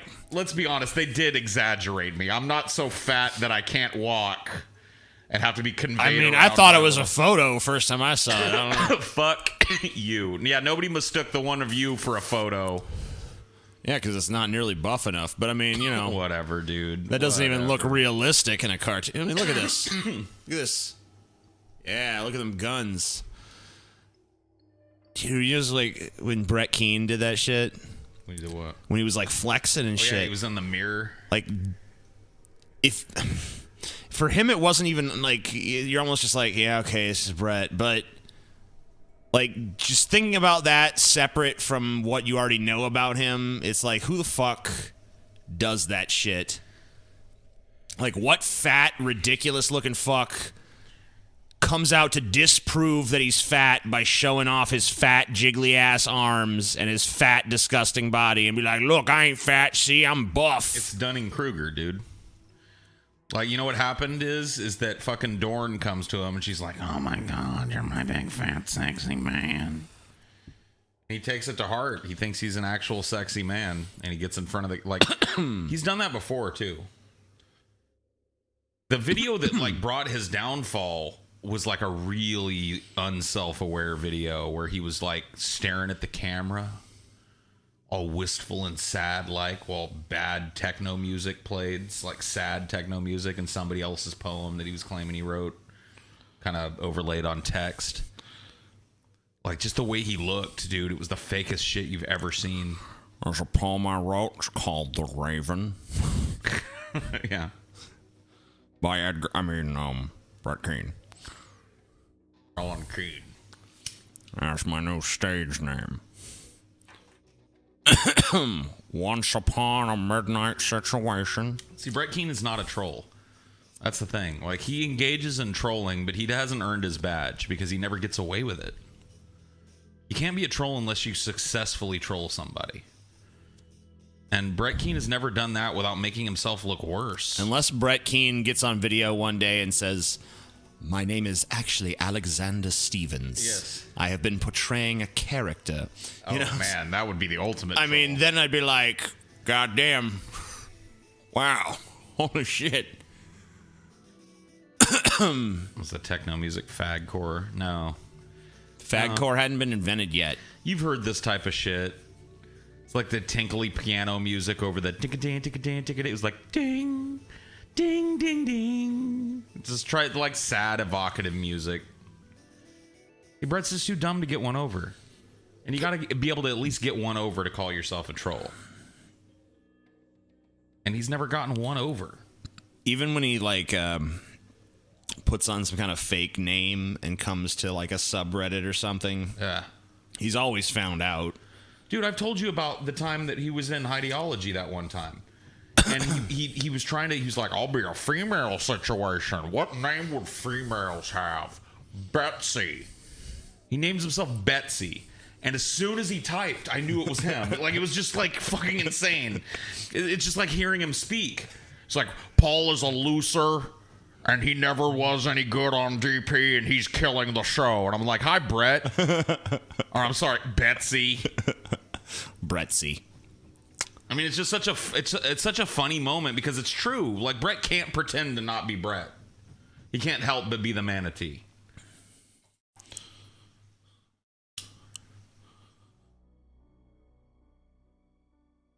Sheer magic.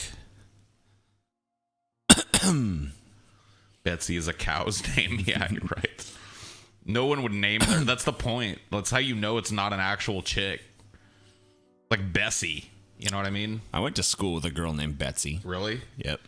Well, that's got to be short for something, right? I don't know. I guess so. Bretsy. Bretsy. Yeah, good old Bretsy. Do you have any thoughts on the bombings of the katakana in... whatever. Yeah, this I is don't. bullshit. I don't. Betsy Rubble. What? Betty Rubble. Yeah, dude, what the fuck is wrong with you?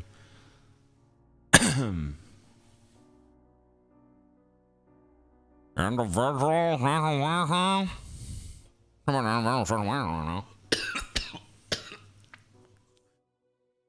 Dude, I'm glad I'm glad we never had that Styx Hex and Hammer dude on any show. Holy shit. Was on the Worski show with him for like 5 seconds, and I was like, all right, no. I don't want to be in the room with this dude. I don't want to deal with this shit. Too much for me to take, dude. A man has his limits. I thought Betsy was short for Beatrice, but it's actually Elizabeth for some reason. Oh, well, that makes sense. I mean, like, you could shorten Elizabeth into so many things. Well, it's because Elizabeth was such a popular name that women want to distinguish themselves and, like... You could be like Liz, Yeah. Liza, Beth, Betsy, apparently. Yep. Guess you could call yourself Eliza. Yep. God damn, it's versatile. Yep. It's kind of a cool name, too.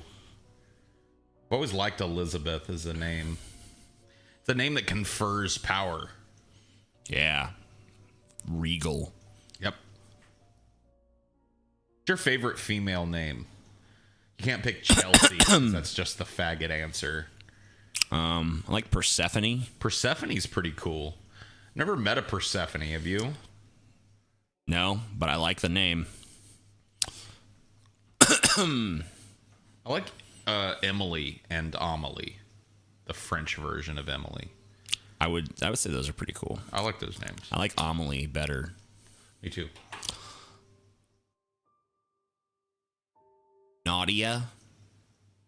Not spelled like that, though. Just remove the U. Alexandra, Eleanor. No, Eleanor is sounds like kinda a weird. fucking old lady. Molly's a pretty cool name. It's a cute name. Yeah, Tara. I could get with Tara. Victoria. Victoria. Sounds like a serious bitch. Terra, that's like a character in fucking Final Fantasy 3. Heidi. Heidi sounds like a handful. Or a hand job at a massage parlor. But then, you know, Dorn. Dorn is forever ruined for me. Yeah, that's a terrible I name used to now. think it was good, but... Yeah, that might be a cool name outside of the context of my life experience, but the only Dawn I've ever known has been, well, Dorn. Cassandra. I like it if you say Cassandra, maybe. I don't know. Still not my favorite. Carissa? Carissa. I don't really like Carissa. That sounds bitchy. I don't really like C names, I think. Yeah, because it just like, it sounds cunty, I think. Catherine sounds cunty. Oh, Catherine sounds like a total Kathy cunt. is totally cunty. I'm Kathy. Carissa. Cora's all right. Cora's an older name. Beatrice. I don't hate that name. I like the name B. I actually knew a few people named B. One of them I worked with for a long time at the school district. She was the nicest lady. Joy's okay, but I feel like women should have more than one syllable. I like Adrienne, but when you do it the French way, so E-N-N-E. So it's Adrienne. Shaniqua. I really like Adrienne. That's a cool name. I get pissed about these names that women stole. Like what? Like Adrienne? Yeah. Do you think that started as a male name, then it was appropriated by female? It probably was. It always Most names are, though. They say that tons of names have gone in that direction, but there's never been one that's gone the other way. So there's never been an entirely female... No, that's not true. It's true. What about Sasha? I guess, well, no, Sasha probably started it. I'll think of one. Because that can't be true. That can't be true. It's true. No, that can't be true. It's true, dude. Hold on, let me think. Let me rack my brain for these feminine-ass man names. Because there's a bunch out there. Come on, chat. Help me out, dude. Dish me some feminine-ass man names.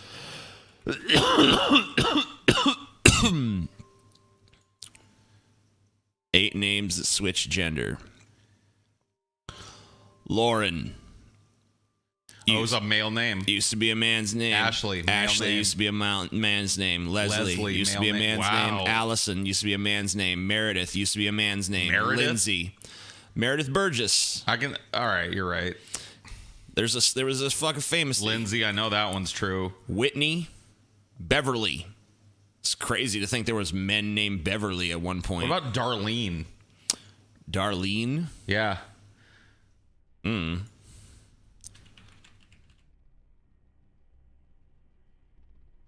Origion.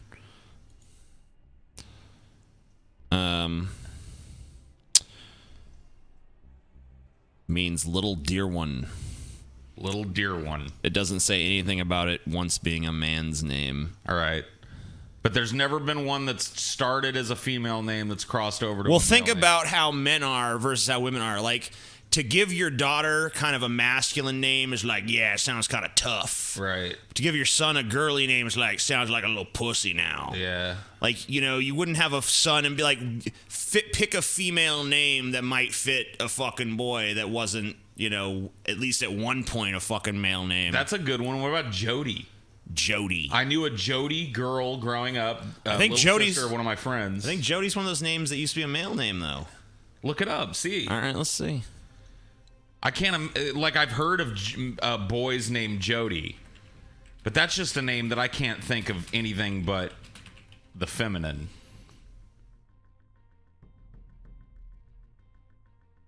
Jody. The form of Joseph. Fuck me, dude. Crazy. Let's just ask it. Have any names gone from female to male? Here's a complete list of men accused of sexual harassment. Thanks, fastcompany.com. Who the fuck is that? I don't know. Unisex name. Maybe they'll write something about on this. Unisex. Given name, call to a person, blah, blah, blah. Okay. Names may have different connotations from country to country, language to language, blah, blah, blah, blah, blah, blah, blah. Some masculine and feminine names are homophones. Okay, makes sense. Unisex names have been enjoying popular in English-speaking countries. Past names, masculine names have been increasingly popular among females in the past century, but originally feminine names remain extremely rare among males. So I guess it says extremely rare. I guess that means it doesn't never happen, but they've stolen way more names from us, dude. Stop stealing our fucking names. You know, you might imagine this, Paul. You're an old-ass man. All of a sudden, women just start naming their daughters Paul. Every Paul you meet now is a chick. You know, people meet you and you're like, oh, Paul, that's like a woman's name. You got to deal with that shit in your fucking twilight years. That confusing nonsense. You don't need that, Paul. Stop taking our names. They've already feminized my name in several ways. Like Pauline. Paula. Yeah. Paula. But I'm just talking about straight up Paul, dude. Paulette. I've known all of these, by the way. I've known a Paulette. I've known a Pauline. And I've never even heard of fucking Paulette. You've never heard of a Paulette? No, I didn't even know. Oh. I guess I might have heard that somewhere, but yeah. I definitely never known one. Dude, I deal with that now. Why? What's wrong with you? What's your fucking name? Someone named their daughter TJ. There probably is a girl named TJ. Why is it that some names confer... I know other comedians have discussed this, and I'm not trying to steal a bit, but why is it that some names confer such a strippery, like, aura? Candy. Like Brooklyn. Coming up next, boys, Brooklyn. She's my cherry pie. Let's just say stripper names, dude.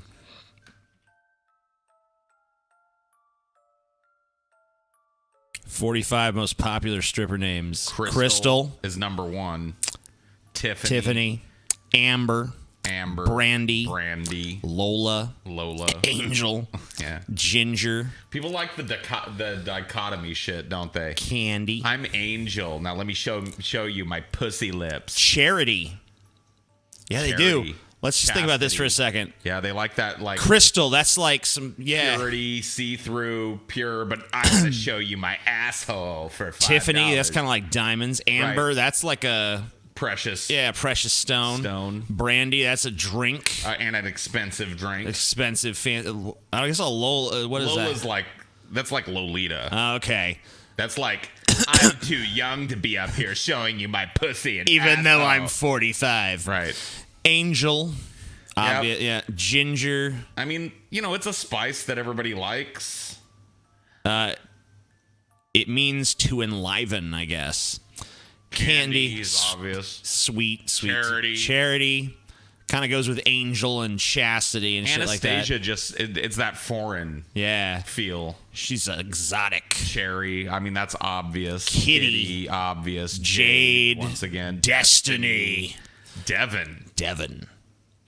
Devin Tracy, dude. Devin Tracy. Imagine Devin Tracy up there stripping. He's obliterated. Anytime he comes against you, make a video and just go like, you know what, Devin, I was going to make a video response to this, but then I realized that your name is the number 15 most popular stripper name in the country, and I can't take you seriously anymore, bro. Chastity. You shoved a banana up your ass. Yeah, but you're a stripper. Banana. You're a stripper, though.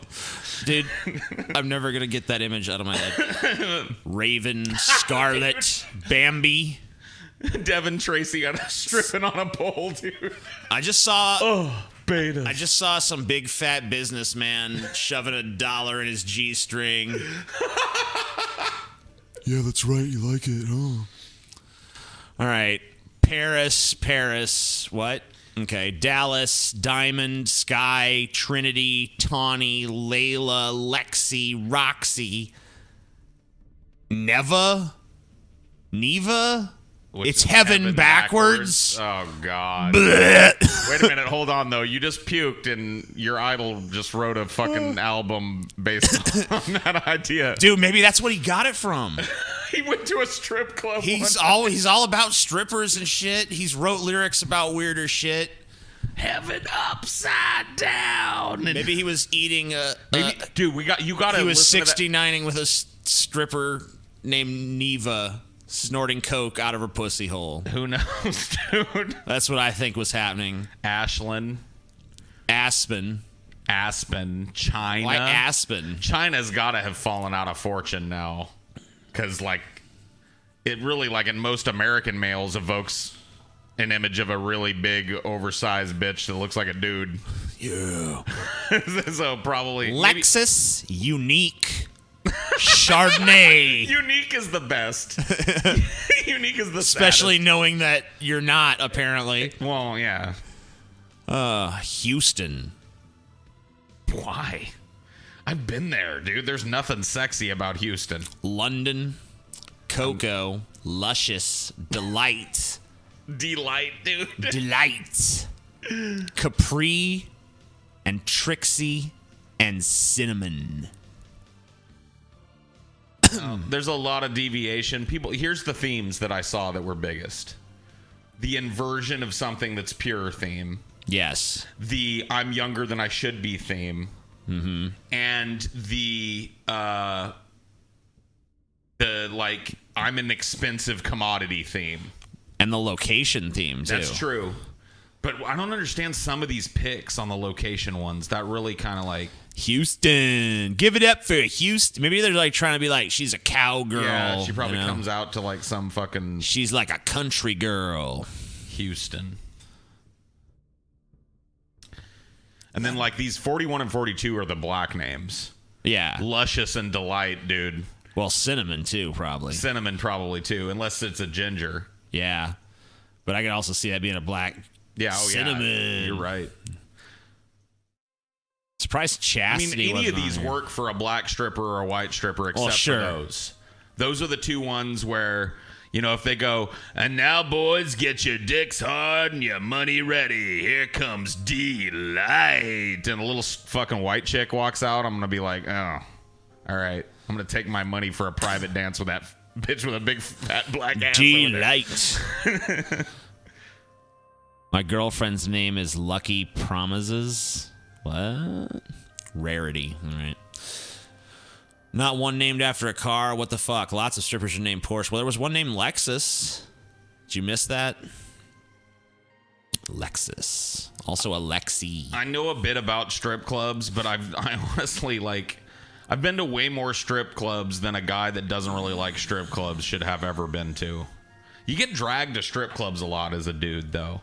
You're a dude that doesn't mind them, right? You like going every once in a while. No, I hate it. You really do too? Yeah, all right, I don't like it you're at on the all. same page as me. I mean, like, a strip club is the kind of place I could go in and enjoy it for, like, 5 minutes. Like, man, these bitches are pretty hot. So, like, when's the donkey coming? You know, it's like, you know, I don't know. It's just like, it's like paying for frustration because it's like pure titillation and it's a total scam. Well, I mean, it's not. I'm too Ferengi for that shit. I'm just like, nah, you're trying to get my money. I feel it. Dude, that joint we went to in New Orleans that night of the meetup. Yeah. If you'd gone in there and wanted a blowjob or something, you would Oh, have yeah. gotten it. Oh, yeah. For like $200 maybe. Yeah, from any of the chicks that got up on stage. You know what I mean? So it's not like totally titillation. And it's not even really about the chicks. I don't mind. I like looking at the chicks at strip clubs. That's not the problem. And I really like the live aspect of it because I'm not the type of dude that's going to watch chicks stripping. There's a bunch of porn. other really pathetic dudes that if you look at any one of them and see like the dark reflection of yourself, you're going to be like, whoa. It's not even that, dude. But yeah, that's part of it. I mean, like, that's looking that's out part at of the it for hollow me, for faces sure. of all the men there that, like, you know, like half of them, this is the most contact they'll have with a woman this year. You know what I mean? And you're just like, fuck. Yeah. Am I becoming this? Is that why I'm here? But there's this. I don't know what it is, dude. I guess it's testosterone in the air. Yeah. But it's like just a bunch of boned up, horny dudes all packed into one place staring at the same piece of meat. I don't get that. Like, that doesn't scratch an itch in me. I'm just like, I want to go find a piece of meat that ain't being stared at by a bunch of other apes, you know? You feel like, oh, there's too much competition for this. It's not even that. It's not even competition because it doesn't have that feel to it. We all know we can't have her. So we're all just there at the same time, looking at the same meal that we can't eat. And it's just like... Maybe it's the MRA in me coming out, but I don't know, like if a feminist thinks about a strip club, she's probably like, oh man, those women are being exploited. But I look at it like, man, these men are being exploited. Oh my God, dude. This is wrong. Anybody that feels that way will lose that fucking feeling as soon as they go to a strip club and have the game run on them. And every dude that's ever been to a strip club knows the game. The game is, you're sitting there, you're watching the bitch that's up on stage, you're grooving to it, she's hot, so you're kind of into it. And then all of a sudden, this kind of pretty chick walks over to you, scantily clad, and she goes, hey, how are you? That's the start of the game. And the game is, get all the money out of this dumb fuck's wallet. And your game is, don't give this hot piece of ass all the money in my fucking wallet. That's an easy game for me to win. Oh, me too. I'm sorry, it's real easy for me. I mean, say what you want about me, but and the way I look, or you and the way you look, I've never had to pay for pussy in my life. Pussy's always been free for me. Not that it would be a bad thing if I did once or twice. I'm just saying, like, I got nothing against it. I don't have nothing against it either. I'm just saying I've managed. Yeah, I've never done it. I don't have any like moral judgments or any other kind of judgments against anyone who uses prostitutes. Yeah. Feel free to do that. Oh, no, me too. But whatever. I think maybe I'm just a little bit greedier than I am horny. They get pisses when they spend all night and get nothing from you. It's all about the approach. I think you mean pissed. I don't think you mean pisses. Maybe you did. Maybe that's how it works in your neighborhood. There have been times. She don't like me. I'm going to piss on her. There have been times where I've been hornier than I am greedy. But it's just the approach is always wrong. I can't get like sexually, genuinely sexually aroused and shit when it's a bunch of other dudes and just a weird environment and all the testosterone in the air and the game that's being played. Sounds like the male presence alone kind of ruins it for you. It's not even just, yeah, I mean, it really does. I mean, that's a big inhibitor for me. But I don't know, the environment itself is just kind of weird to me. There's like an inherent kind of violence to it underneath it. And I'm not talking against the women. I'm just talking the dudes. I don't know. Like, it's just a ball of frustration. Well, because all their testosterone and frustration is rising to the surface and shit. Right. I just don't like the vibe in them. You know what I mean? Yeah, there's always a vibe of tension, danger, and... But everything that's presented to you is soft, you know. That girl that comes to talk to you, she's like, oh, so where are you from? Are you from around here? And if you engage her, she's like, oh, my God, California. Oh, wow, I never got to go there. So you're from, like, Hollywood. You a movie star? You want to be a star? You know what I mean? And it's like, get that money out of my fucking pocket and let's go. Make me a star, baby. I'll make you a star. I'm a big Hollywood producer, honey. Oh, you are? That's crazy. It's just so weird. I don't like that. I wish you would just come up to me and be like, I'll shake my ass in your face for $25 and I'll probably blow you for around $200, but I can be talked down a little bit. Paul said the same thing on DP and you all made fun of him. Okay. I mean, the environment of that show is way different than we are in real life. And if anybody that doesn't know that from watching these streams didn't watch enough of that show. You can be someone else every time they sell you a fantasy. Yeah, but you know what? I can fantasize on my own. I don't need a fucking friend to fantasize with. That the same is true in your bedroom because you aren't someone else to them. They don't believe a single fucking word that you say. They don't care about anything but how much cash did this dude bring and what kind of credit card limit does this guy have. That's it. They don't care if you're a doctor or a movie producer. They're there for one thing. So you can pretend all you want, but you can sit in your room, sadly, and pretend that. I have a series of CDs revealing all of the strip club secrets. Send me many dollars. Okay. All right, well, that offer's on the table for anyone who wants to take it, I guess.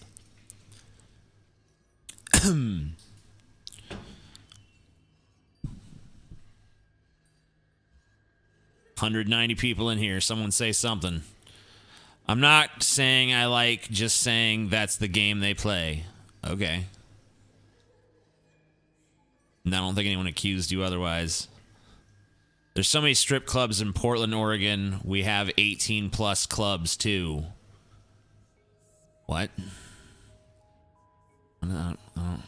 What? Yeah, we're talking about how we don't like going to strip clubs, and you're trying to entice us to your fucking shit-ass Canadian city with strip clubs? Are you not tuned in? Are you just... I just don't even... I don't even know. What is the difference between the strip clubs you're referencing and the 18-plus clubs you're referencing? I don't even get it. Yeah, I don't understand what you're saying there. Nobody has said anything really for hours, lol. Well, you know what I mean. Gorilla versus stripper. No. Gorilla stays alive but leaves broke. So Gorilla lost finally. Well, no. Because he beat stripper to death in a boned up rage. Stole his money back. No, he didn't feel right stealing it, so he left half of it for the proprietor to buy another whore.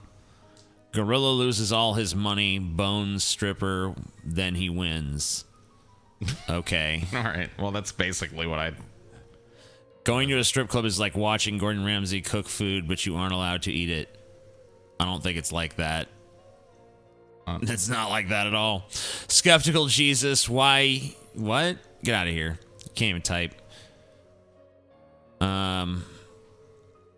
Have you seen the Bill Hicks video where he talks about the club in Baton Rouge where he almost got lynched? Yeah. No, I haven't seen it. It's funny. You should watch it. I went to a strip club with my wife once, and she told me there was a stripper in the stall next to her in a bathroom shitting a storm. We laughed. That is kind of funny.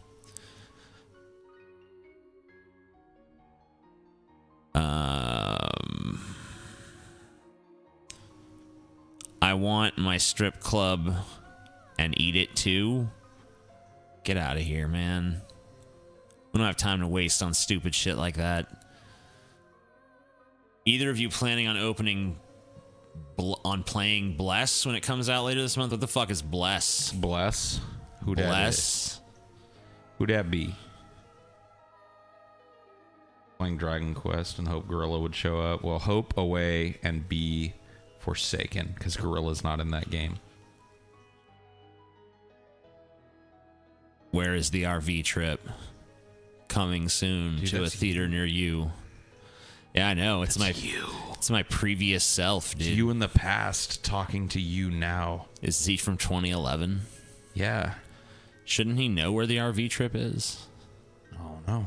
All the strip clubs near me seem super shady. So they're strip clubs? Yeah. Are there any non-super shady ones? Because I've never been to one. All of them are weird. Even ones that kind of dress it up more and try to seem more respectable usually still have pretty much the same feel. I mean, I've probably never been to like a super high-end one. But I've been to like mid-range ones, like ones that are reputable. And when you walk in, it still feels like someplace that's got jizz all over everything in it. And like the people in there probably stabbed someone, you know? Do you guys know any strippers? I knew a lot of strippers because my dad used to date them. I knew a lot of strippers because that was the most popular source of income for single mothers. And the town I grew up in, Madera, is the capital of teen pregnancy in the United States. Has the highest rate of teen pregnancy. So a lot of single moms. Here's how you pay for that, kid. So yeah, I knew a lot of strippers as well. Good old strippers. A little offshoot of the oldest profession. My dad used to date this ridiculously hot stripper named Image. Image. Holy shit. Yeah. Man. Like, okay, brunette, blonde, what was she? Kind of like a dirty blonde. Okay.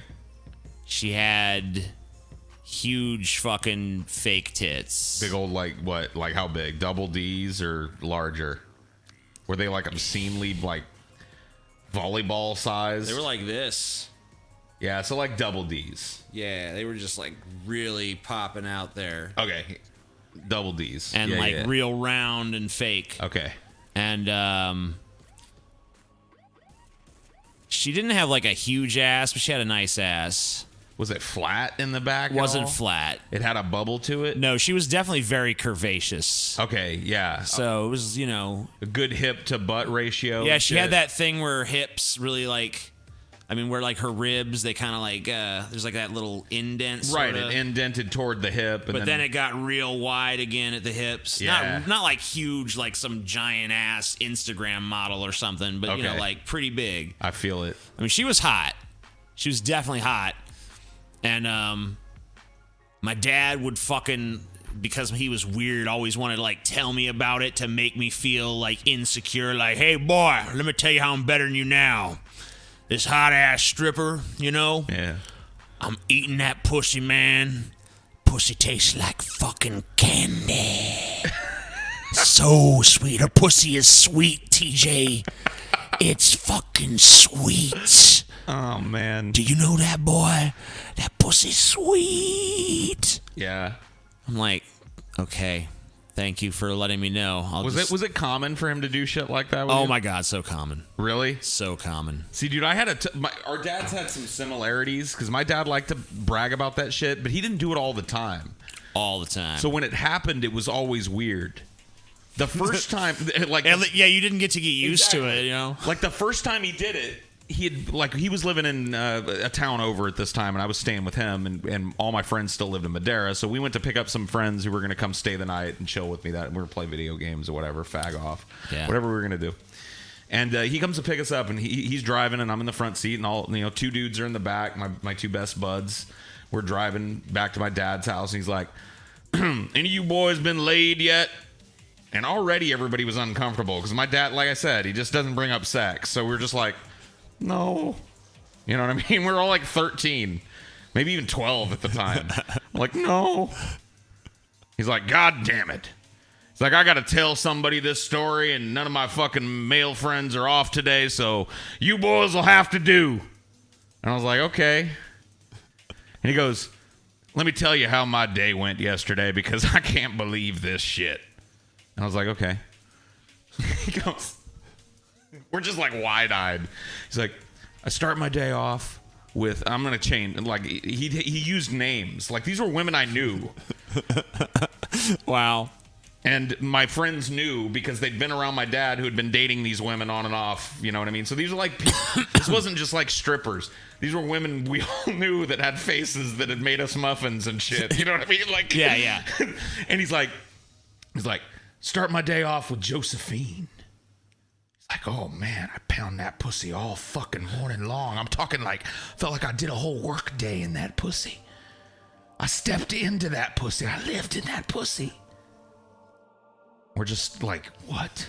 And then he goes, then pull my Peter out. Don't even wipe it off on nothing. I just put it back in my drawers.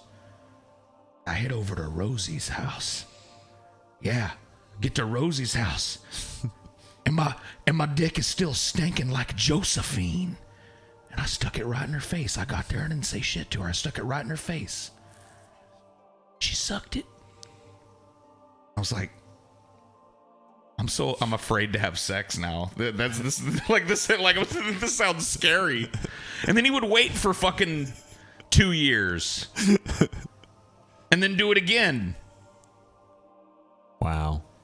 Jesus. Damn, dude. Was it supposed to be a boast? I think so. But we were like I said, none of us, like, we were dorks.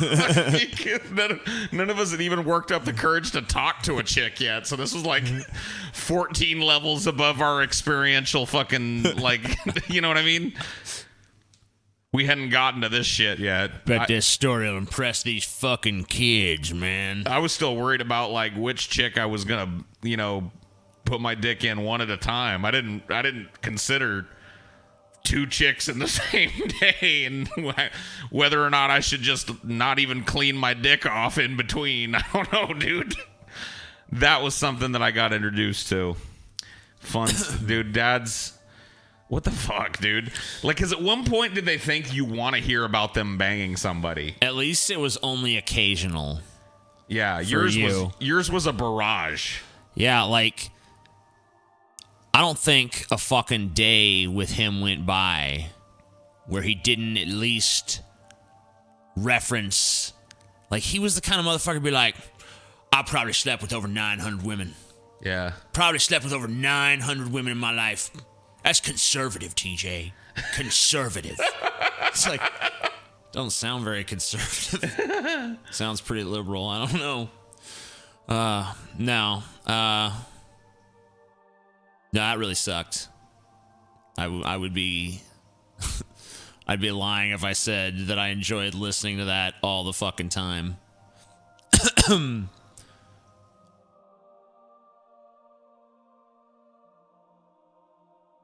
Yeah, dude, that was my 18th birthday present from my dad that I turned down. What a hooker. Yeah. It's like, I'm going to take you to Reno, get you 2 chicks, and a jacuzzi. Which sounds awesome to me now. But when I was still a virgin, I was like, you know, I'd like to earn my first one and then go do that if that's cool. You know what I mean? Could you just give me the money you were going to spend on that? Thanks. Yeah, I could use that. Travel money included. Like, give me the gas money, give me the eating out money, give me the pussy money, and put it right in my hand. Thank you. I could make better use of it than that nonsense. Yep. TJ's dad would make a great movie character. Well, he would have agreed with you on that. They should make a fucking movie of my life, TJ. I've seen it all. I've done it all. What have you done? It's like, all right. Damn, man. Why is this always about me? Fuck you. You can never live up to that shit. Oh, man. I'm probably making it a little bit more forward than it actually was. Oh, me too. Just to give you an idea of how it felt, but, you know. Well, it really is like you exaggerate as an older man because that's how it feels when you're younger. Yeah. It feels exaggerated. Like, if I just said, well, not only that, like, I couldn't really convey the barrage of it without making it a little less subtle. Exactly. You know? Yeah. But yeah, that was definitely my dad's fucking personality. My dad did give me some good advice about women, though. He clearly knew how to do his thing. Like, what did your dad ever give you a good piece of advice that you put into, like, he gave practice? me advice that I recognize is probably true on a statistical level, but I never really took. Like, his whole strategy was like, I'll ask 1 million girls to fuck me. Maybe Cast a wide net. Yeah, maybe 999,999. He's got the... Say no. They that can't, one bitch. Right. They can't say no if you don't ask. That theory. And, well, basically, he was just like, you know, yeah, the wide net thing. Just go talk to as many women. Don't be afraid of rejection. If they reject you, move on. Next bitch. Like, it's an assembly line. Just keep asking until one horny bitch is like, yeah, let's do it. Yep. I mean, you can't argue with that logic, though, right? But it takes a brass pair of balls. Right, and, you know, I wasn't about to fucking do that. I'm sorry. I mean, you could say, I know on a pragmatic level, like, being rejected like that really doesn't mean anything. Nothing. But on a social anxiety, I don't fucking feel comfortable around other people level, being told no to something I'm asking for even once is like, okay, well, I feel kind of personally wounded now. I'm going to go over here. Yeah, that was ugly, and I don't want to do that anymore, so I'm just going to go back to my room and I jerk off. feel real bad about myself now. Yeah. So, yeah, you know, you have to have almost like an iron sort of like unshakable confidence of like, yeah, I'm going to just ask and ask and ask and ask, and I don't give a shit how many say no, because one of them eventually is going to say yes, and that's the one I'm going to take upstairs and bang. Can't argue with that. And I mean, I know it's good sound approach, but not for me. Yeah, me either. Did he give you any, like, psychological advice in terms of, like, getting women? You know what I mean? Like a manipulation tactic of any kind? I'm sure he did. Nothing's popping in my head. One of them, like, that my dad gave me that I dismissed at the time because I thought I had it all figured out. But, you know, my dad really did have it figured out. I was following this one girl around all through high school. One chick. Freshman year through senior year, with the exception of one or two little interludes here and there. One chick. And she'd never given it up. And my dad, towards the end of my junior year, was like, "You banged that bitch yet?" I was like, "No." It's like, "Look, if you want to get laid, you want to bang that chick." I was like, "Yeah." Like, "Here's how you do it." Like, "Okay." Stop paying attention to her. And at this time, I was in the "we're best friends" mode. We talk every day. The cuck zone. Yeah. Yeah, dude, the total fucking cuck zone. Horrible. And I was just like, pfft, and he was like, "Don't fucking laugh that off. If you stop talking to this bitch, she'll suck your dick in a week."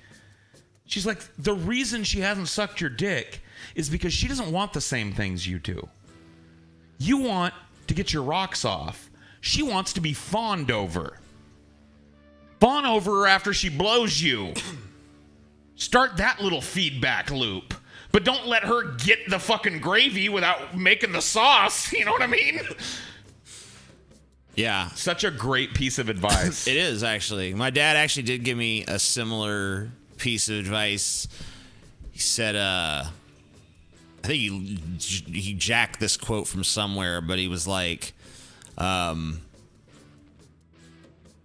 give love to get sex. Women give sex to get love." Yeah. So it's like, this is how this exchange works. So, yeah. I mean, the basic idea is if you're really interested in a woman and she knows you, ignore her. Just don't be mean to her, but be dismissive of her. And in fact, spend time. The one time I experimented with this shit, and it was kind of sad because it came at the expense of the feelings of a chick that was actually a nice person. It was my junior year. Because of my dad, that stuck in my mind, that talk he gave me. And I was like, "You know what? Fuck this. I'm going to try it." So I called up this chick and I was like, "You know what? I'm not doing this friendship shit anymore. You call me when you want to fucking date. Because I'm over it." Click. And then there was this little freshman chick that was into me. She was friends with my sister, who was also a freshman when I was a junior, and had always been giving me puppy dog eyes when she was over and shit. And I was like, "You know what? I'm going to call her up and ask her out on a date. Fuck it." I did. She was like, "Oh, yeah." So nervous and shit. Took her out on a date. Dude, once word got around about that, guess who was all over me? Just like that stripper. Except there was no money in my pocket. Yeah, dude. Assertive Paul. I tried it once, but see, here's the thing. She didn't even give me any pussy or any kind of gratification at all sexually. She just started hanging on me like she was my girlfriend for a few days, and I slipped right back into the cuck zone. Like a retard. You know what I mean? I started the feedback loop. And then the second it started to work on any level, you're like, "Yeah, it worked." Yep. And I dumped that other chick completely, horribly, humiliatingly. Like, just didn't even really dump her. Burn this bridge real quick. This is a fucked up thing. This is fucked up. This is how I broke up with that little chick I started dating for a couple of days to drive this other chick crazy. Yeah. That girl was a freshman. She was in drama, but she didn't like stage work. She was a technical theater person. Right. So she ran lights. We had a big amphitheater with big raised lighting booth where the lighting person could see it. And the girl that I liked was in a show with me, and we were on stage after rehearsals wrapped, and she was hanging on me and shit, and she was up in the fucking up in the light booth watching me schmooze and hang all over this other bitch and, you know, exchange little sweet nothings and shit. That's how I broke up with her. What a fucking shitbag. You know what I mean? She'll see. And then it didn't even work. And I didn't even mean to break up with her that way. I just hadn't told her that, you know, her whole fucking existence in my life was a sham to make this chick jealous yet. You know what I mean? I hadn't gotten around. I just didn't think about the fact that she was probably still up there. And that's a horrible way to break up with somebody, dude. That's terrible. But yeah, no, dude. I established the right fucking tone and then just went right back into the cuck zone. So sad. Yeah, all that for nothing. Such a lesson to be learned, you know? Yeah, should have committed to it longer. Damn, Paul, LMFAO. I know. You're a bad person, Paul. I really am. That was mean. That was a mean thing to do, dude, on multiple levels. But whatever. What are you going to do? She'll get over it if she hasn't killed herself. You're only a fucking teenager once, you know? Should have stuck with the freshman girl. You know what? Yeah, how do you feel about that line of reasoning? There's been... Because, you know, I don't know that I would have worked out with the freshman girl. Right. But she's a really nice person. I was lucky to still get to be her friend a couple of years later when she graduated high school. And she ended up marrying one of my very good friends. She's an awesome person. So I think I would have been way better off with her than the damaged pile of shit I was chasing. You know what I mean? Wow. But it is what it is, man. You know, it's hindsight is 2020. You pulled a Spider-Man 3 Peter Parker. It doesn't sound like it was that embarrassing. If a girl only gets with you because of that behavior, probably shouldn't be with them. Dude, that works on any girl. I don't care how sophisticated you think she is. That'll work. Let me tell you how sweet it was, dude. I wrote her a little note, right? Why do you even like me? She sent me a note back through the network. You know what I mean? I got it by the end of the day. Which one are you talking about? The one I dumped. Okay. She sent me a note back, and it was this was before I dumped her when we were still, you know. She was like, "I like being by you." Like, oh, what a heartwarming little message that is. I'm going to dump this bitch and fucking bang the other one as soon as I can, man. What a heartwarming... God damn it, man. Bad person. I hate being an asshole. You're a bad person, Paul. I've really tried to not be that way, but I'd be a liar if I told you I haven't been that way to other people that I've dated and shit. Sometimes our own objectives can blind us. What is this? Sexist TJ? Whatever, there's tricks that work on fucking pretty much all men, too. That women fucking know. There's way more of them, actually. Yeah, and they kind of come inherently. I mean, like, if you're a man and you're not fucking jotting down a way to manipulate a woman, this is why they control everything. Because it's not that they're not manipulatable, but it's that men have too much ethics to fucking pull women's own shit on them, dude. Yeah. Whatever. The MRA is coming out again. The Murras. Yeah, dude. What about your mom? Did she teach you anything about women? Like, overtly, not just, you know, by example, but, like, did she ever talk with you about... No. You didn't really have that kind of... Not really. I mean, not that that's a bad thing. That's usually not a mom's place. Yeah, she left some kind of, like, sex education book in my room when I got to a certain age. Like, here you go. Just kind of leave this in there for you to discover on your own. My mom went with scare tactics because I think she was uncomfortable with anything else. Right. And when she thought it was time for me to get the talk, she had a little tape recorder with speakers and shit. She's like, PJ, come here. Mama's got to let you listen to something. And I was like, all right. So I walk in there. She hits play, and it's just like a baby screaming. Ah! You know how they are, like newborns. Ah! Ah! She's like, you know what this is? And I was like, sounds like a baby. She's like, just listen to it. You know what I mean? And she's like, this is a baby with colic. This is what your night sleeping would be like if you don't put a condom on if you have sex.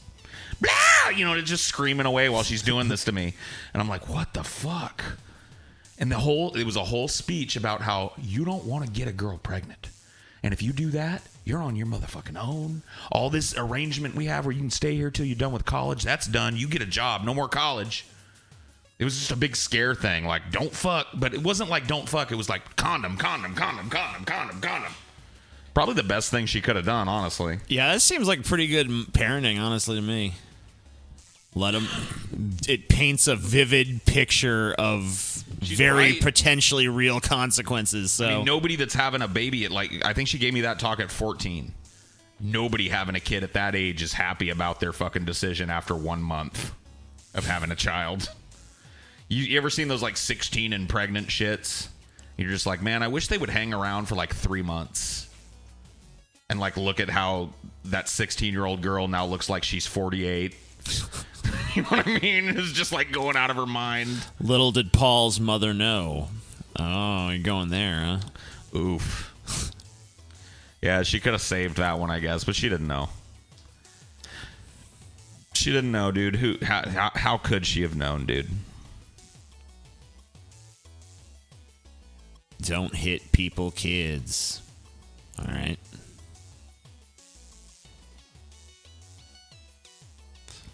The talk, dude. Dude, I rolled excellent fucking dice with my parents. I don't envy either of your experiences at all. Wow. But we had some good. There were some really good things about both my parents. We're just, we're telling the outrageous shit. But my mom's awesome. My dad's pretty awesome too. We're just like oil and water, me and him. I don't mean to poor mouth him here. We just don't get along, you know. That doesn't make him a bad dude, I guess. My mom's awesome. TJ's met her. He can vouch. Yep. She'll feed you. Yeah, I know what you mean, Doom. Yeah, dumb kid. Quit being a... You don't know, man. Your parents might be some fucking serial killers or something. Yeah. Bob and Harriet. Tweedledee, I went and got the bread. And there's a fucking arm in the fucking shopping basket.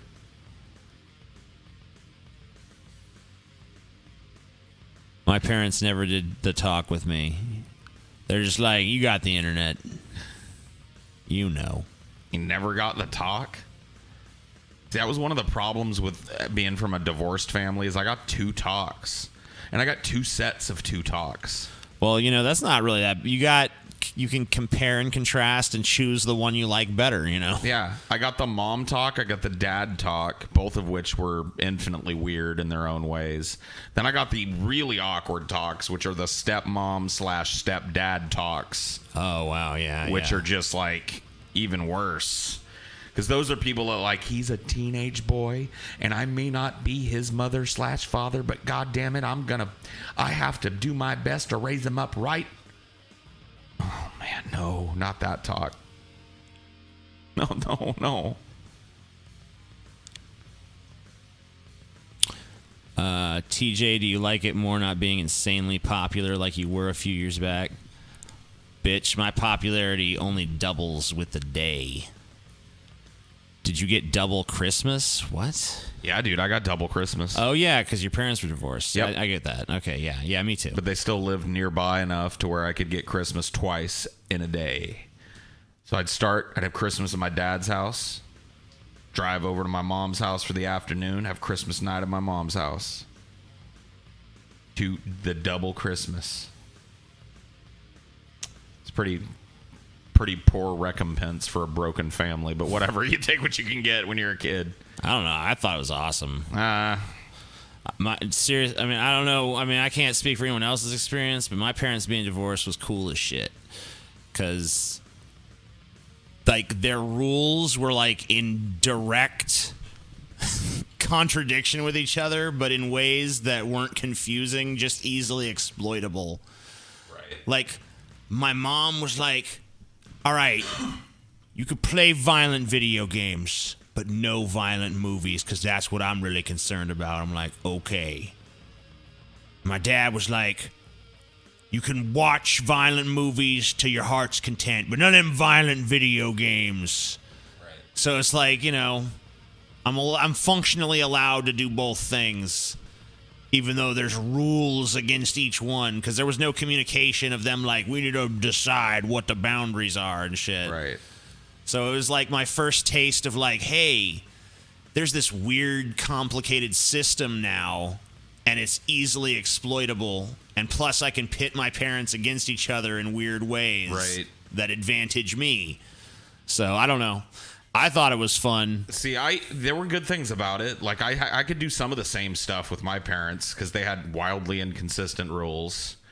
And really, at one point, when I got old enough, just let me pick who I lived with, which my dad's philosophy was, as long as you're getting good grades and you do chores when I tell you to, you can do whatever you want, pretty much. I stay out of your business.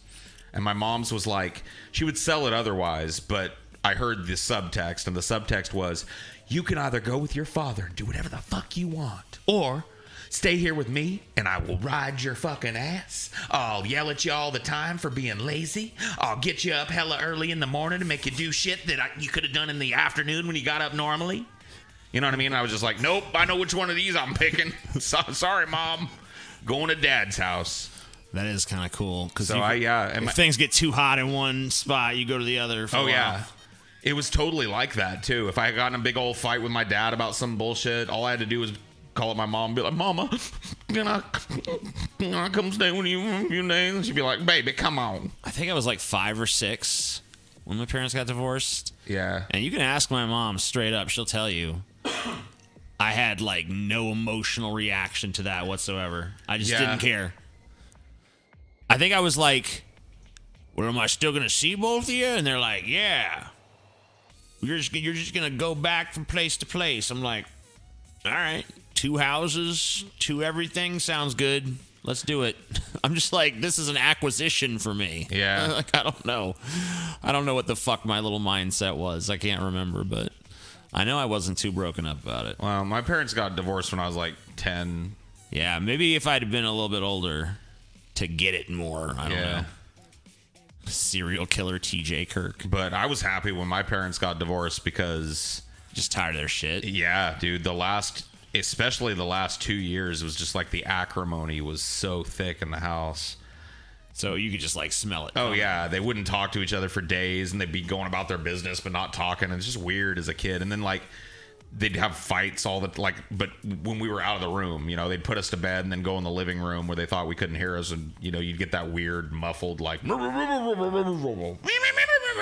you're like a kid and you're like, what's going on? There was like so much of that by the time they finally we're not going to live together no more, I was like, thank goodness. You guys hate each other. Please be done. But you know, it still sucked. Still a weird thing to... when your night show becomes a morning show. Oh, yeah. Oops. Shit. Accidental morning show. Yeah, whatever. I ain't even tired, so... Parents getting divorced when you're 16 is a horrible timing. It's like falling on your face just as you become an adult. I mean, yeah. I mean, there's no good timing. I don't really know. I felt like the timing. I don't know. Once again, I got to say, it was a net positive for me. I think it is for a lot of kids. It's just I don't know. There are weird... you got to admit there are weird fucking things about being divorced.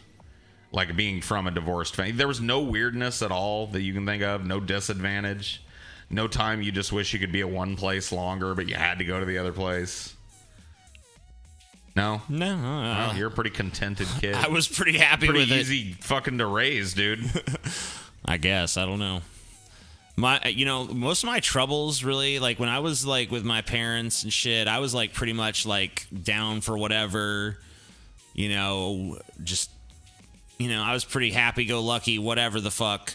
The time when I really started to get into shit was when I was in school, because I didn't like my peers, and I didn't like people who assumed like this authority over me, just resented them. I hated focusing on trying to do things. Like I remember being like a little kid and just being like one of my first experiences of frustration is like, now you gotta learn to write letters.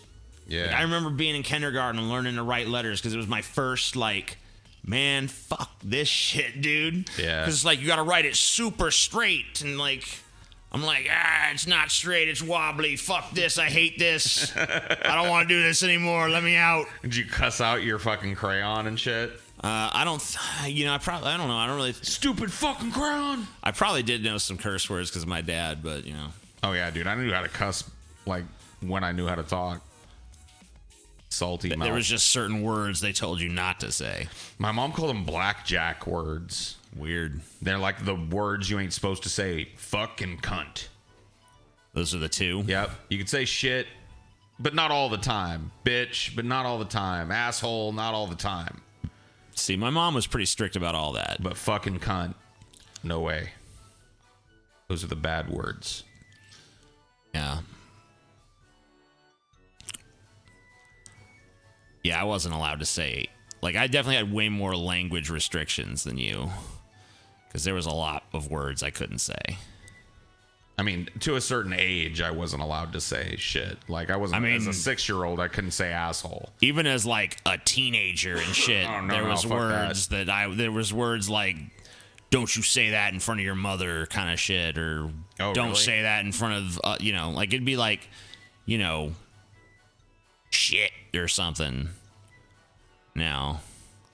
Dude, I had already worn down their system. Like, by the time I was 14, 15, I could say fuck. It was just whatever I wanted. It was just a real hard. They really enforced the shit out of that. Yeah. I don't know. And really, now, and it really broke me of the habit of profanity, because you see now that I never. Oh yeah, you never use obscene words. Yep. Very cognizant. But your mom curses. That's kind of like more a development of the last like 10 or 15 years. She was definitely way less foul-mouthed. She doesn't, like, it's not often for her. I'll tell you that much. Like, even now, I don't hear her cussing anywhere near anybody else in our circle, so. No, she's definitely way less foul-mouthed. I mean, she doesn't shy away from it, but... Did I get soap in my mouth? Yes. I got Tabasco, too, which now I wouldn't even care, but at the time it was like fire. I got soap when I was real young. Bar of soap in the mouth, sucked the soap for a while. Shit. My mom would use like hand soap and shit. You have any idea how long that takes to fucking wash out of your fucking mouth? Oh, God, dude. A long fucking time. Tastes gross. I'm 29 and my parents still don't like it when I cuss. They don't actually punish me, though. Okay. I don't know why you felt the need to tell us. I don't know. Dude, soap in the mouth, that's fucked up. I mean, there's way more fucked up punishments than that. Yeah. Yeah, there was a... Did you ever get beat? There's one. Yeah. They got ones that are fucking, like, like kneeling on rice or broomsticks. Oof. Like, that's like just, hey, here's some slow, methodical, creeping pain. Yeah. Now, I've never had... Well, maybe I had to do the rice thing once. I don't remember. I never had to do the rice or broomstick method. But, yeah, that's pretty gross. That's pretty crazy. TJ, did you ever reach a consensus for whether or not you were abused as a child? I still say no. But I don't know. I guess it's subjective and in the eye of the beholder. Well, you're the beholder. Well, you're the object. Apparently of not, the alleged though. Abuse. No, that's not how it works anymore. Now it works by group consensus. That doesn't make any sense to me. Well, that's how it works now, as far as I can tell. Okay. Well, I'm basing it on that whole Daddy 05 thing. You know, where they're like, this is abuse. And I'm like, I mean, they're being dicks to their kid, but does it really go into the realm of abuse? I mean, I don't know. Fuck, my dad was an asshole to me all the time. Was I abused? I don't feel like I was. I don't know, man. This is... But then everyone's like, why are you bringing ambiguity in this? He is clearly being abused. You are a fool. I'm like, okay, never mind. I'm sorry. Right. You're right. He's abused. I was abused. Everyone was abused. Calm down. Blame your parents for everything. It's fine. It's fine. Whew. I don't think you were abused, but what your dad did was definitely fucked up. What he did? Yeah, what did he do?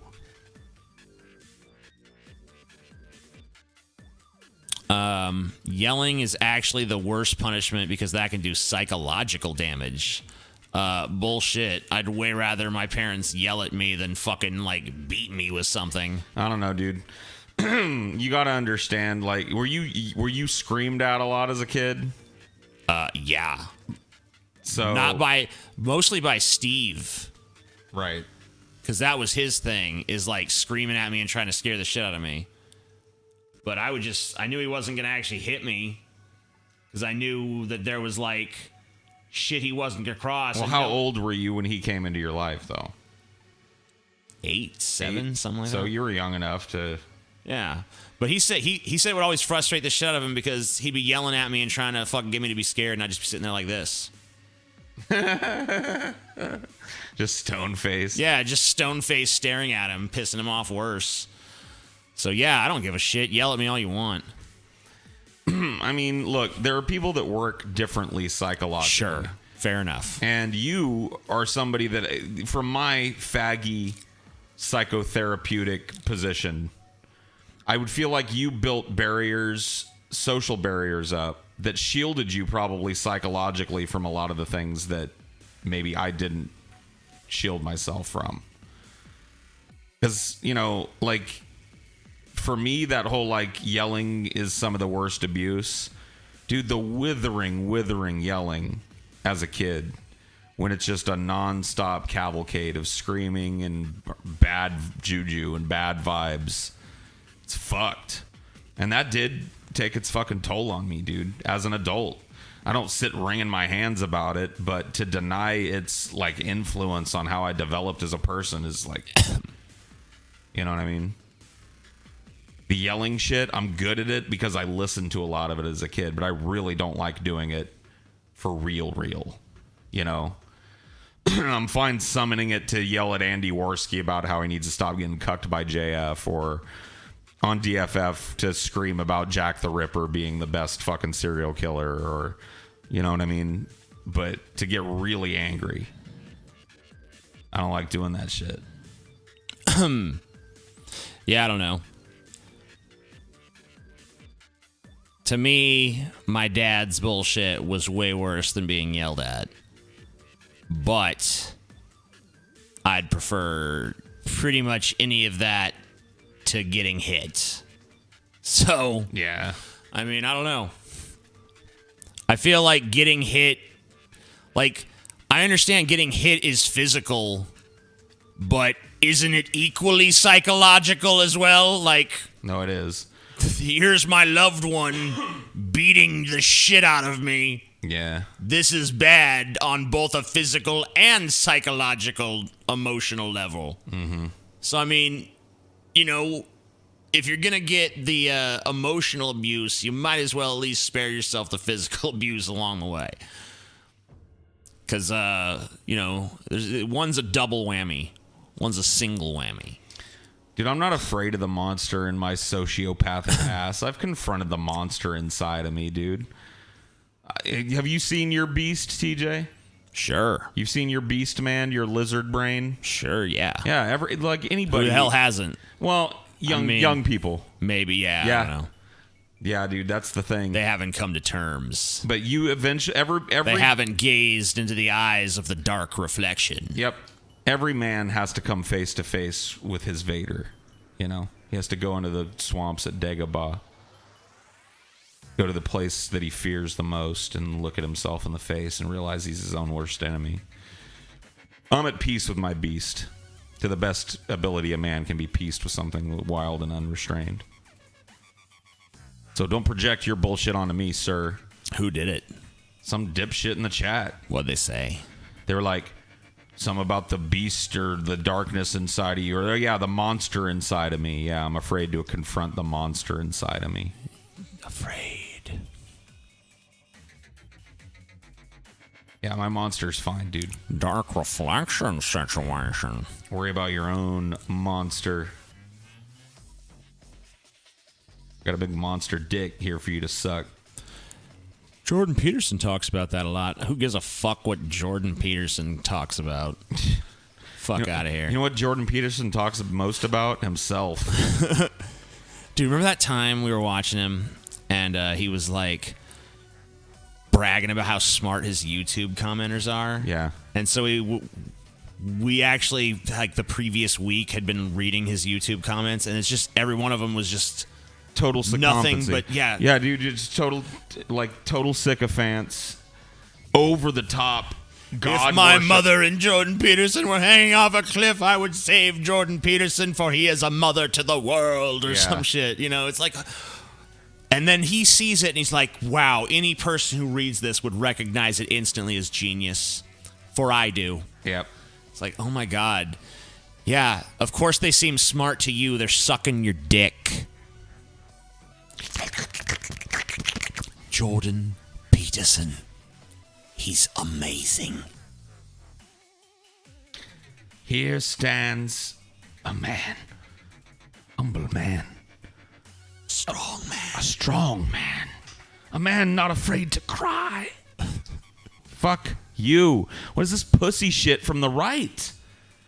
You know what I mean? Aren't they supposed to be the rootin' tootin' cowboys, the John Waynes of the political sphere? Oh, did you see what the fuck they were bitching about, that bitch at the correspondence dinner? No, what'd they do? Michelle something? Hold on. Put a bookmark, because I'm going to go... My fucking... All right. Cotton mouth. Me too. Do you want it? You want something to drink? Sure. Bring some back. Thanks. Do you want whatever you're having, I'll do. Whatever you're drinking. And yeah, whatever you want to bring. All right.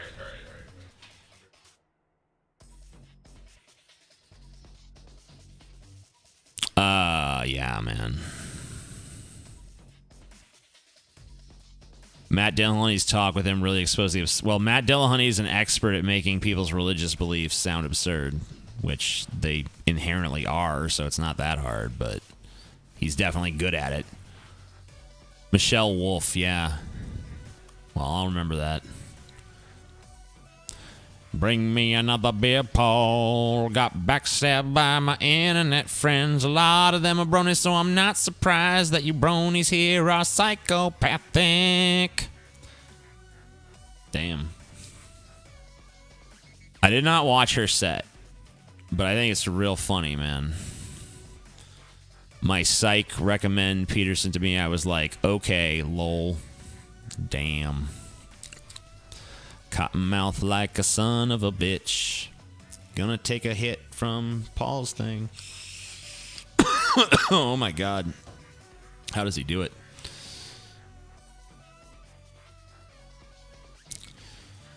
I ain't a brony, bruh. I ain't a brony, bruh. Listen, bruh. I ain't a brony, bruh. How about some super chats? Been doing this for a while. How about a thank you, for, especially from those of you who've been here a while? Give $1. Throw something in the hat.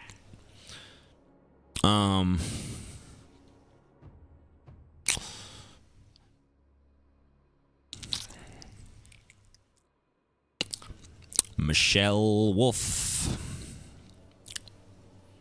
Michelle Wolf. I don't give a fuck Whether you think she was funny or not, that's not the interesting thing that I want to talk about. I'm going to become a psych just to recommend the most obscure ideology streams to my patients. Cool. Watch TJ's dissertation on cartoon theme songs. Yeah. Yeah. Dollars. I could buy... I don't even know what I can buy with a fucking dollar anymore in America, but thank you. Thank you for the dollar.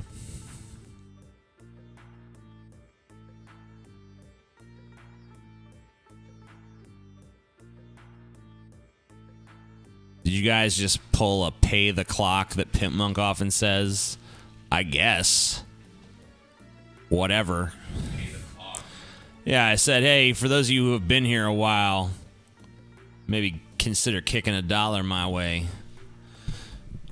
Michelle Wolf is the person. She did the White House Correspondents' Dinner thing.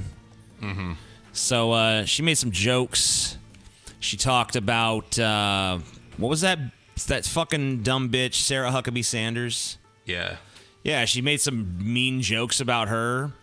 And all the Republicans were all of a sudden like, oh my God, it's so hurtful. It's so cruel. These Democrats, these liberals, they got no shame. Making fun of an upstanding, beautiful woman like Sarah Huckabee Sanders. And I'm like, aren't you the guys who not too long ago were like, learn to take a joke, libtards? It's like, I'm just tired of this fucking weird double standard. Thanks for making my college life less shitty. You're welcome. Thanks for the $1.99 for Eric S. Hashtag send porn to Doom Kid. Whoa. Send him big fucking pulsating dicks. Whoa. He's probably into that. I don't think he is, man. I don't know, dude. Big, been around Doom Kid? Fat, pulsating dicks. Shooting geysers of cum. Whoa. DJ just wants you to tag him on those. He's just hoping you'll tag him too in the meme. The mum? Send porn to Doom Kid.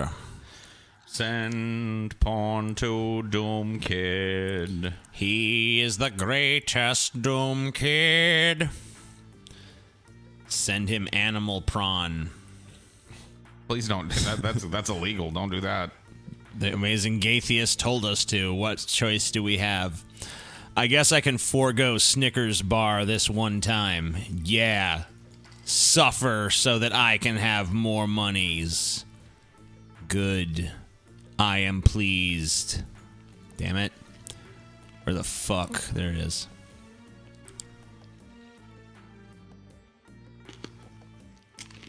Thanks for being my 3 a.m. therapist, Tej. We've gone through a weird little story together, drunken weeb.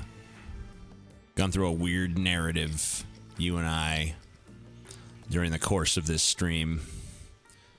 First, you were a sycophant. Then you were a hater. Now I'm your therapist, apparently. And all of this happened without me noticing. Yeah. That's the weird thing about this shit. The circle of life. Yep. The drunken weeb.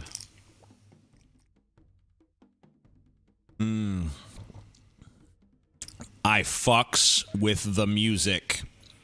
Good for you. I got real sober real fast. Okay. Good for you. Stone Cold to The Rock. I choose The Rock. Yeah, he has more charisma. I liked when he used to, what was the nomenclature? Put the smack down on someone's Rudy Poo candy ass. Yes. That was the shit. The more Rudy Dude, Poo he had the candy ass was, the better the smackdown was. Yeah, too. yeah.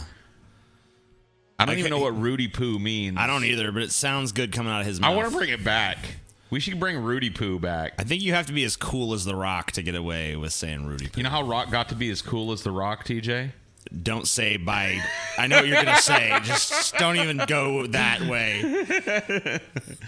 Well, Being a 6'4" muscular Samoan Yeah, you're with a right. natural ability to connect with a crowd is how he fucking got that way. You're right. But no. I like when he told people to turn something sideways and shove it up straight up their Rudy Poo candy ass too. Turn it sideways, yeah. Yeah. This is fucking good. It was. He had the lamest fucking finisher though, dude. That people's elbow shit. Yeah. I'm like, It was. how the fuck does running from one apron to the? I mean, like one. What are those ropes called? What are the ropes? Running from bounce off the ropes, go to the fucking other ropes, bounce off those, go to the middle of the ring, and then drop the elbow. Like what power? What power have you added to the elbow by that gesture? All you've done is give him time to recover. It makes no sense, Zero even power for to the wrestling elbow. bullshit. Doesn't make sense, man. I think a finishing move should actually look like it hurts. That's all I'm saying. Yeah, it should. I mean, not that somebody dropping an elbow on your face wouldn't hurt. But it doesn't. We all know it doesn't hurt more if you run around a little first. No. Especially not when you come to a complete stop before dropping the elbow. So it's not even like you're using the momentum. I don't want to talk about wrestling. I just had that one little complaint. Yeah, The Rock was cool. He was cool. I never bought into Stone Cold's fucking country shtick. No, that was never my thing either. I mean, in retrospect, it's kind of cool. I see like what it was, but I never really got into it at the time. I'm a shit kicker. I like beer and liquor. You know, it's just like, all right, whatever, get out of here. The Rock comes in and Rudy poos your candy ass.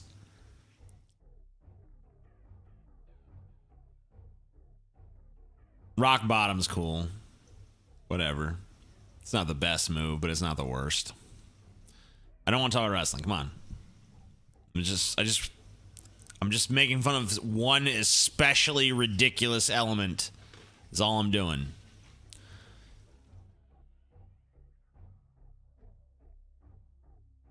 $1. Wait, that's not $1. Some fucking weirdo foreign currency. Get that shit out of here. We only take American monies here. USD. How the actual fuck did you get apron from rope? I think I know how. Because that's another part of the ring. Yeah. Come on, Chasen. Smarten the fuck up, kid. Yeah, the ring also has an apron. What a dipshit.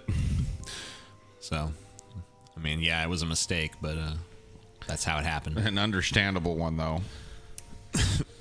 Discernible, at least. Dude, Rikishi had a cool fucking finisher, dude. The stink face. Yeah, it was funny. I liked all the weird finishers. I liked Sacco. Yeah, I could forgive a bizarre one. Yeah. But the ones I like best were the ones that look like they actually could fuck your shit up. Like any sort of pile driver, which they won't even do anymore. Yeah. Because they actually do fuck people up when they're done wrong. But any form of pile driver, it's like, yeah, he just fucking slammed your head into the ring. That seems like that'd fuck you up pretty bad. So that works. I like when that one big buff Russian wrestler, Zangief, did the spinning pile driver. That's awesome, yeah. Yeah. In Street Fighter and shit. What? Well, no. Yeah, he was in WWE. Yeah. Too. Yeah. He's the guy that they say he wrestled bears and shit. He's from the Soviet Union. Right, right. My iron body is invincible. Sacco, dude. Sacco. I am the one who was couch. Good. Who was phone? Ugh. What? You don't like that old meme, TJ? It's already been in here like 8 times tonight. Who was phone? Dun, dun, dun. Power bombs are cool. Yeah.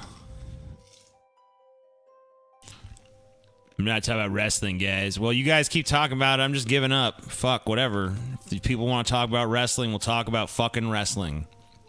I know enough about it to have a fucking layman level conversation. Paul's wrestling name would have been Hornbuckle. You're right. It would have been Hornbuckle. Hornbuckle. Why? I don't know, man. It does fit. I don't know. Oh no, here he comes. It's Hornbuckle. You know, just some fiddle, some banjo. Here he comes, the stinky southerner, Hornbuckle. Listen to those boos from the crowd. I don't know. Those sound like cheers to me. Doing the heel announcer. Yep. I love it. Well, you might want to get your earpiece checked, because those sound like boos from where I'm sitting here at the announcer's desk. The people hate him. The people love to hate him. Hornbuckle. The fat slob. What's Hornbuckle's power move? The underboob. It's a real gross one. You don't want to know. I think they already know just from the name. Oh my God, he's undoing his overalls. It's gonna be the underboob. Hornbuckle. Not making it into the Hall of Fame anytime soon. No. You know.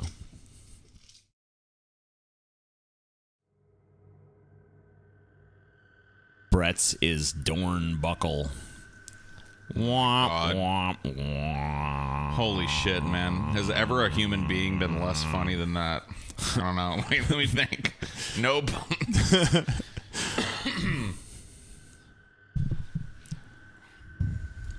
Can someone draw this, please?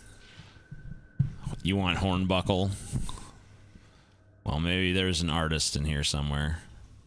Maybe someone will draw it. The underboob. It's the underboob. The disgusting maneuver should be banned. What are you talking about, disgusting maneuver? This is a highly technical, highly proficient wrestling move. Proficient? He just rubs his face under his sweaty-ass man boob. What's proficient about that? Oh, man, you ruined the underboob. Oh, whatever. I mean, whatever people make it. See, you defined it. See, it could be anything, though. He just gets him hard and makes him titty fuck his underboob, you know? Like, whatever. I saw you kind of like jumping up, Yeah. grabbing your boob, Yeah. lifting it, and kind of like slamming it down on their head as you land, you know? Boom! You know, and they're just like, whoa, and they're dazed. Just slap him in the face with a big Yeah. old big old A man jumping slap in the face with the underboob, right? Like a, you know, titty. Hornbuckle. like a slapjack or something. The underboob. There has to be a secret, though. That's the secret. Like, it's legal because it looks like a wrestling maneuver, but it's gross because it, like, there's underboob cheese. You know what I mean? And it gets all over their face. So I don't want them to be stunned by it. I want them to sit up immediately and be like, "Oh God, it stinks! Oh God, it's in my mouth!" Spitting. You know what I mean? Well, you could just do maybe they sit up dazed and then you rub your crotch on their face. And they can call it like the dick cheese or, you know, the down under wonder or some The shit. Hornbuckle shuffle. Yeah, you know. The whole crowd chants, "Eat my dick cheese." Yeah. I'm thought, you know what? Fuck that. Hornbuckle is a fan favorite, dude. That first announcer was the heel, dude. Hornbuckle he's got my vote. Hornbuckle, dude. What the fuck is wrong with people? What kind of twisted fucking sick mind comes up with a Hornbuckle? Oh, man. Dumb kid. Fucking crazy fuck. and then you fleshed it out. Oh. Hornbuckle, man. I'm rooting for him. Hornbuckle. Hornbuckle. Eat my dick cheese! Yeah! rubs his face, rubs the other dude's face in his crotch. Yeah, you know, all up in the sides where the fucking... It's all up in the crevices. Yeah, you know, a nice tour of the crevices of your crotch. He's taking him on the Hornbuckle tour. And then afterwards, the smell is overwhelming. They just fall flat, and you just kind of lazily put a foot on them, and they count the 3 count, and that's how you win matches. I love it, dude. I want it. I love It's beautiful. It literally couldn't be more beautiful. I think. What about Hornswoggle? They could just say I'm his bastard son or some shit. Yeah. You're also a midget, but you're a giant midget. Yeah, the biggest midget ever. Hornbuckle. That could be one of your gimmicks. The world's largest midget. Hornbuckle. I love it. And maybe you could wrestle the midgets, dude. Oh, dude. You could be in the midget league, and you could be like, you know, he's the world's biggest midget. He's like the Andre the Giant of midgets. Oh, that's an awesome thing, dude. Hornbuckle. Hornbuckle. The legend of Hornbuckle, dude. In the Berenstain universe, this is this is reality. Yep. But here in the Berenstain universe, A stain upon humanity. we're just talking to autistic people about it, never knowing the better world we're missing out on. Did you hear people wanted James Woods to run for Senate? By people, do you mean James Woods and his Twitter followers? Because that's about the... I mean, like, I've gone to James Woods' Twitter. It's one of the most reprehensible fucking Twitters I've ever seen in my life. Like, literally everything he says is just like, I'm James Woods, and you might have liked me in some movies, but I'm a total fucking scumbag. I'm like, oh. It's like real Republican, isn't he? Yeah, like, but not even just like, I'm a conservative. Like, he's like, you know, he's crazy out there Republican. Right. He's fucked up. He's a fucked up guy. He's like one of the lock her up kind of motherfuckers.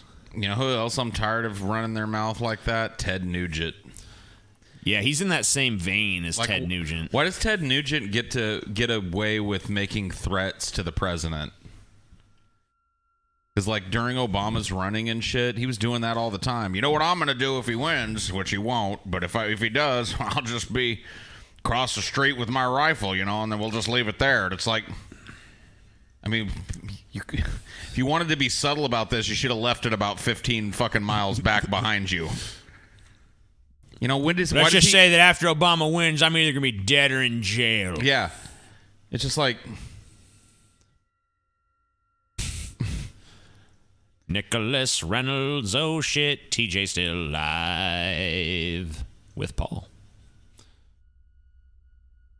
Dude, it really sucks because I've definitely liked James Woods in certain things. Mm-hmm. I've never really liked Ted Nugent, and frankly, I think he over-enunciates in Cat Scratch Fever. I think James Woods was at his best in Casino, dude. He did a lot of good shit. But he's awful, though, now. Casino.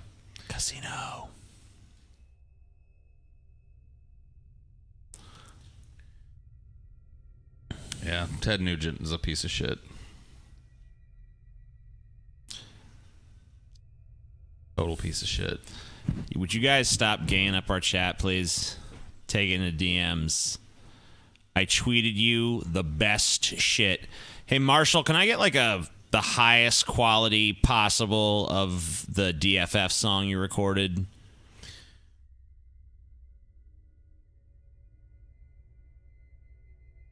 By the way, I talked to Marshall about Project Tango Yankee Hotel Foxtrot, and the eagle has landed. The eagle has landed. 8. Sounds good to me. Ted Nugent is so Republican that it's like a comedy sketch on Comedy Central. Ted Nugent is at that level of Republican where it'd be hard to parody him. I'll send today. You'll send now, bitch. Whoa. No, it's at your leisure. Whatever. Whenever. I mean, hopefully somewhat soon, but, you know, I don't need it today or anything.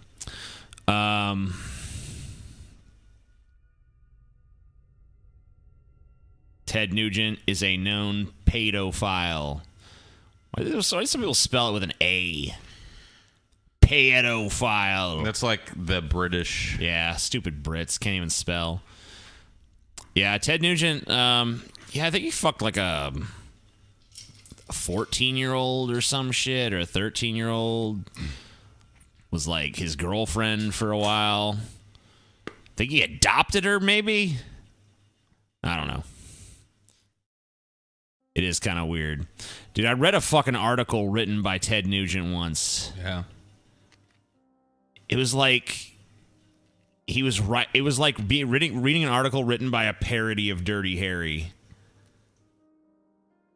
It was shit like, you know, teachers need guns, so if one of these punks threatens them, their brains will end up in the sewer. You know, wow. It was like, I'm like, what? You write like a child.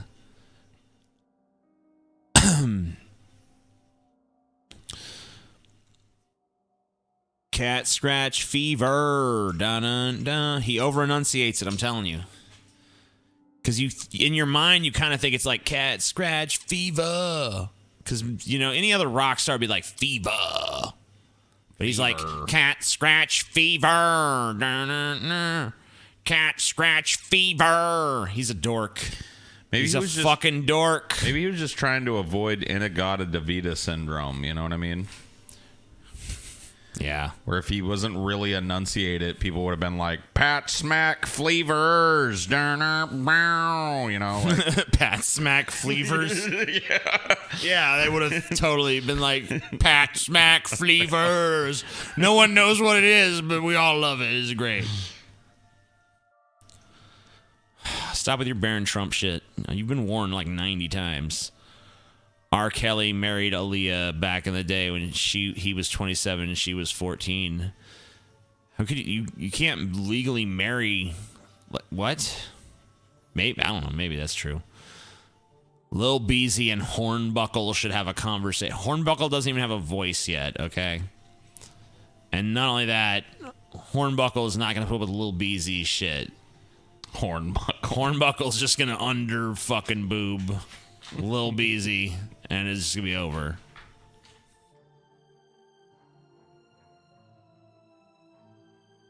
Cat scratch fever. No. Limousine is still the best hair metal band. Is that even a thing? Ted Nugent's whole persona is a mask for his dorkiness. That's what I'm saying. Most naughty words are censored in the chat. I bet Hornbuckle, hair metal, blah, blah, blah, and best shouldn't be in the same. There's some good hair metal, dude. You just don't understand because you're half black. You don't get it. Well, it's too black to understand hair metal. You have to be 100% Aryan. That's some racist bullshit. Proof's in the pudding, dude. Oh, it's chocolate pudding now? Yep. You a racist motherfucker. It's vanilla pudding, dude. Oh, you like vanilla better than chocolate pudding now? You a racist motherfucker, TJ. Jerry Lee Lewis married his 14-year-old cousin. Seems common in music. If you want a real down-home Southern boy, you want Kid Rock. true redneck lifestyle. Man, Kid Rock is such a poser, dude. It's not even funny how much of a fucking poser Kid Rock is. Podunk. It's like making fun of poor people with that song, and they don't even realize it. Yeah. It's like calling your town a podunk piece of shit, and he's calling you a bunch of hillbillies that don't give a fuck about anything. And sit around barefoot and pregnant smoking cigarettes while you're pregnant. Yeah, it's like some snooty rich dude's idea of what poor people are. Yeah. And then they're proving him right by buying it and acting like it's some kind of authentic veneration of their lives. And he's just making fun of their dumb shit. Such a scam.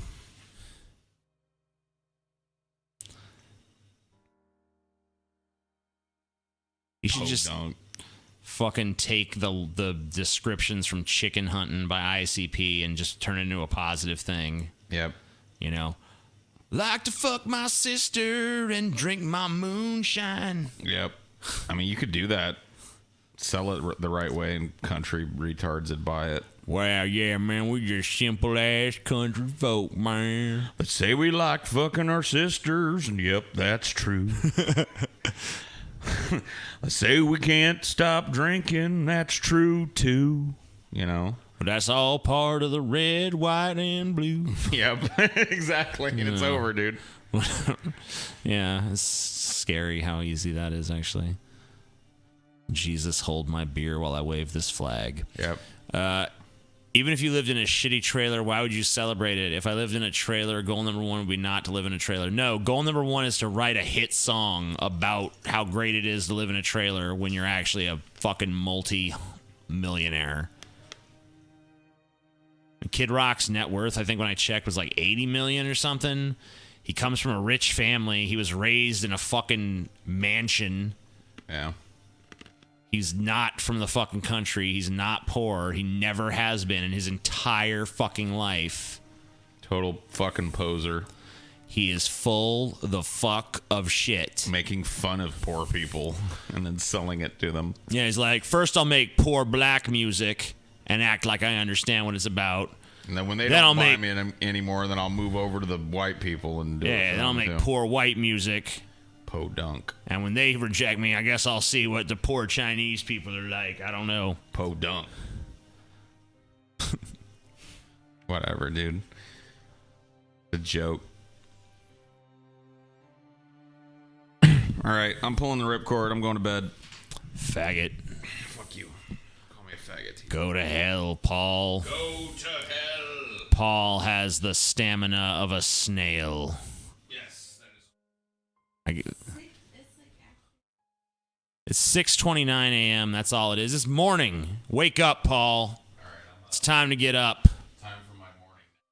I love me a poser who panders to me to take my money. Indeed. All right, well, without Paul's talent to leech off of, I'm worthless. Goodbye.